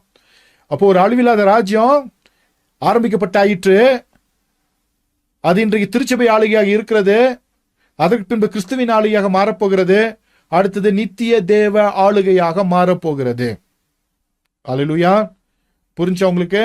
சோ இது ஒரு முக்கியமான ஒரு செய்தி. ஏற்கனவே சொன்ன இது முக்கியமான ஒரு செய்தி. இந்த செய்தியை நீங்கள் மறந்து விடவே கூடாது. வெவ்வேறு விதமாக வெவ்வேறு கோணங்களிலே பலர் பேசிக் கொண்டிருக்கிறாங்க. ஆனால் தேவனுடைய சித்தத்தில் திட்டத்தில் இருப்பது திருச்சபை தான். இது ஒரு அழியாத ராஜ்யம் என்பதை மறந்துவிடக்கூடாது. என்றென்றைக்கும் அவரோடு கூட ஆளுகை செய்வதற்கு, என்றென்றைக்கும் அவரோடு கூட இருப்பதற்கு இந்த திருச்சபை நமக்கு வாய்ப்பை ஏற்படுத்தி தருகிறது. இந்த திருச்சபையின் அங்கத்தினர் என்றென்றும் அவரோடு கூட இருப்பார்கள் என்பதை மறந்துவிடக்கூடாது. அதனாலதான் இந்த காலகட்டங்களில திருச்சபைக்கு எதிரான உபதேசங்கள் தனி மனிதனுக்கு நேராக ஜனங்கள் திருப்பப்படுவதை பார்க்கிறோம். ஒரு தனி மனிதனுக்கு நேராக துதிப்பாடி ஜனங்கள் எல்லாம் பின்னால போயிடுறாங்க. அந்த ஆள் முடிஞ்சு போயிட்டானா அதுக்கப்புறம் இந்த ஜனங்கள் எல்லாம் மேய்ப்பு நிலத ஆளுகளை போல ஆயிடுவாங்க, சிதறி போயிடுவாங்க, பின்மாற்றத்தில் போயிடுவாங்க. அதனால தனி மனிதனை சார்ந்து கொண்டு செல்லுதல் என்பதை திருச்சபை எதிர்க்கிறது. கிறிஸ்துவானவர் அதற்காக திருச்சபை ஏற்படுத்தவில்லை. யாராக இருந்தாலும் சரி அவர்கள் திருச்சபைக்குள்ளாகத்தான் இருக்க வேண்டும். எந்த ஊழியமாக இருந்தாலும் சரி அது திருச்சபைக்கானது தான். தனி மனிதனை பின்பற்றி போகக்கூடாது என்பதை மறந்துவிடக்கூடாது. அதற்கு சப்போர்ட் பண்ணலாம். இப்போ ஒரு ஊழியர் நல்ல ஊழியனா நீங்கள் சப்போர்ட் பண்ணுங்க. ஆனால் அவங்களை 100க்கு 100 நம்பிடாதீங்க. இப்போ நான் இருக்கேன், நான் நல்லா பேசுகிறேன்னு இந்த ஆள் தான் உலகத்திலேயே உத்தமமான ஆள்னு என்னை நம்பி வந்துட்டிங்கன்னா முடிஞ்சு போச்சு கதை. நீங்கள் எங்கே இருக்கணும்னா திருச்சபைக்குள்ளே தான் இருக்கணும். நான் திருச்சபைக்கான ஒரு ஊழியக்காரன், திருச்சபை பலப்படுத்துறதுக்கு வந்திருக்கிறேன், திருச்சபைக்காக நான் பேசுகிறேன். உங்களை திருச்சபையோடு இணைத்து திருச்சபையினுடைய அந்த அதிகாரத்துக்குள்ளாக ஆளுக்குள்ளாக இருந்து உங்களை ஆளுகிறவர்களாக வைக்க வேண்டியதுதான் என்னுடைய வேலை. நான் ஒரு வேலைக்காரன். நான் உங்களுக்கெல்லாம் ஒரு வேலைக்காரன். உங்களையெல்லாம் ஆளுகை செய்கிற அளவிற்கு நான் ஒரு அதிகாரி எல்லாம் அல்ல. இன்றைக்கு நிறைய ஊழியக்காரர்கள் ஜனங்களை ஆளுகை செய்கிறார்கள். நான் உங்களுக்கு வேலை செய்ய தான் வந்திருக்கிறேனே தவிர, உங்களை திருச்சபையோடு இணைக்க வந்திருக்கிறேனே தவிர, அவ்வளோ பெரிய மாபெரும் ராஜ்யமான அழியாத ஒரு ராஜ்யத்தின் மக்களாய் உங்களை நிலைநிறுத்தும்படியாக அதனுடைய மேன்மையை தெரிந்து கொண்டு அதனுடைய வல்லமைகளை, அதனுடைய அதிகாரங்களை, அதனுடைய திட்டங்களை அனுபவிக்க, பயன்படுத்த, பழக்குவிக்க என்னை போல ஊழியக்காரர்களை கர்த்தர் வைத்திருக்கிறார். எனவே திருச்சபையின் அங்கத்தினர்களாக இருங்கள். அதோடு மாத்திரமல்ல, திருச்சபை என்பது உலகளாவிய அளவிலே இருக்கக்கூடிய கிறிஸ்துவின் திருச்சபை. ஒரு லோக்கல் ஃபெல்லோஷிப் என்பது அங்கே இருக்கிற திருச்சபை கூடி ஒரு லோக்கல் ஃபெல்லோஷிப்பாக இருந்து நாம் தேவனை துதிப்பதற்கு, ஆராதிப்பதற்கு, வேதவசங்களை ஆராய்ந்து பார்ப்பதற்கு பயன்படுத்துகிறோம். சரியா? ஒருவேளை அந்த லோக்கல் திருச்சபையில் 2 பேர் மாத்திரம் இருக்கலாம், 3 பேர் இருக்கலாம், எவ்வளோ பேர் வேணா இருக்கலாம், பில்டிங் இல்லாமல் இருக்கலாம், அதெல்லாம் பிரச்சனை கிடையாது. ஆனால் நீங்கள் கூடி வரணும். எத்தனை பேர் இதை ஆமோதிக்கிறீங்க? சரியா? ஒரு பில்டிங்கில் போய் ஆராதிச்சு தான் ஆராதனை இல்லை. ஒருவேளை அதுக்கு வாய்ப்பு இல்லைன்னா நீங்கள் 2 பேர் 3 பேர் கூடி என்ன பண்ணுங்க, ஆராதிங்க, வேதவசனத்தை ஆராய்ந்து பாருங்க. ஒருவேளை பில்டிங் இருந்தால் ரொம்ப சந்தோஷம், போய் நல்லா ஆராதிங்க. ஒருவேளை நல்ல ஒரு போதகரும் கிடைச்சனா ரொம்ப சந்தோஷம், அவரோட சேர்ந்து ஆராதிங்க. ஆனால் அடிமைப்பட்டு விடாதிருங்கள். உங்களை கொண்டு உலகத்தை ஆள கர்த்தர் திட்டம் பண்ணி இருக்க மனிதர்களுக்கு அடிமையாகாதிருங்கள். யாரும் உபதேசத்தினாலாவது, அன்பினாலாவது, அதிகாரத்தினாலாவது உங்களை அடிமைப்படுத்தாதிருப்பார்களாக. நீங்கள் யாருடைய நுகத்திற்குள்ளும் சிக்கிக்கொள்ளாமல் கிறிஸ்துவின் நுகத்திற்குட்பட்டவர்களாய், திருச்சபையின் மக்களாய், ஆளுகை செய்கிறவர்களாக என்றென்றைக்கும் இருக்க வேண்டும் என்று இயேசுவின் நாமத்தினாலே உங்களை நான் கேட்டுக்கொள்கிறேன். இந்த சுயாதீனத்தை யாரிடத்தில் நாம் இழந்து விடாதபடி, இந்த சுயாதீனத்தை கிறிஸ்து வரும் வரைக்கும் நம் நிலைநாட்ட, இந்த சுயாதீனத்தை பயன்படுத்த, எக்ஸசைஸ் பண்ண, பயமுறுத்துகிற, கள்ளத்தனமாய் பேசுகிற யாராக இருந்தாலும் சரி, அவர்கள் கையில் சிக்கிக் கொள்ளாமல் இருக்க, சேர்ந்து துதிக்க, கர்த்தரை குறித்து ஆராதிக்க நீங்க எங்க வேணா போங்க. ஆனா அங்கே அடிமையாகிறாதீங்க. அது எந்த தலைவனாக இருந்தாலும் சரி, நாம் அவனுக்காக அல்ல, கர்த்தருக்கே சேவை செய்ய வந்திருக்கோம். எதை செய்தாலும் கர்த்தர் நிமித்தமாக உதவி செய்யுங்கள், கர்த்தர் நிமித்தமாக ஊழியங்களில் பங்கு பெறுங்கள். ஆனால் அடிமைத்தனத்தில் சிக்கிக்கொள்ளாதிருங்கள். இன்றைக்கு நிறைய பேரு சபை என்கிறதான ஒரு அடிமைத்தனத்திற்குள்ளாக, அது கிறிஸ்துவின் சபை அல்ல, அது வேறொரு சபைக்குள்ளாக அடிமையாகிவிட்டு நாங்கள் கிறிஸ்துவின் சபைக்குள்ளாக இருக்கிறோம் என்று அவர்கள் சொல்லிக் கொண்டிருப்பதை நாம் பார்க்கிறோம். கவனமாக இருக்க வேண்டும். நீங்கள் கிறிஸ்துவின் இரத்தத்தால் சம்பாதிக்கப்பட்டு அவரால் திருச்சபைக்குள்ளாக சேர்க்கப்பட்டு இருக்கிறீர்கள். அல்லேலூயா.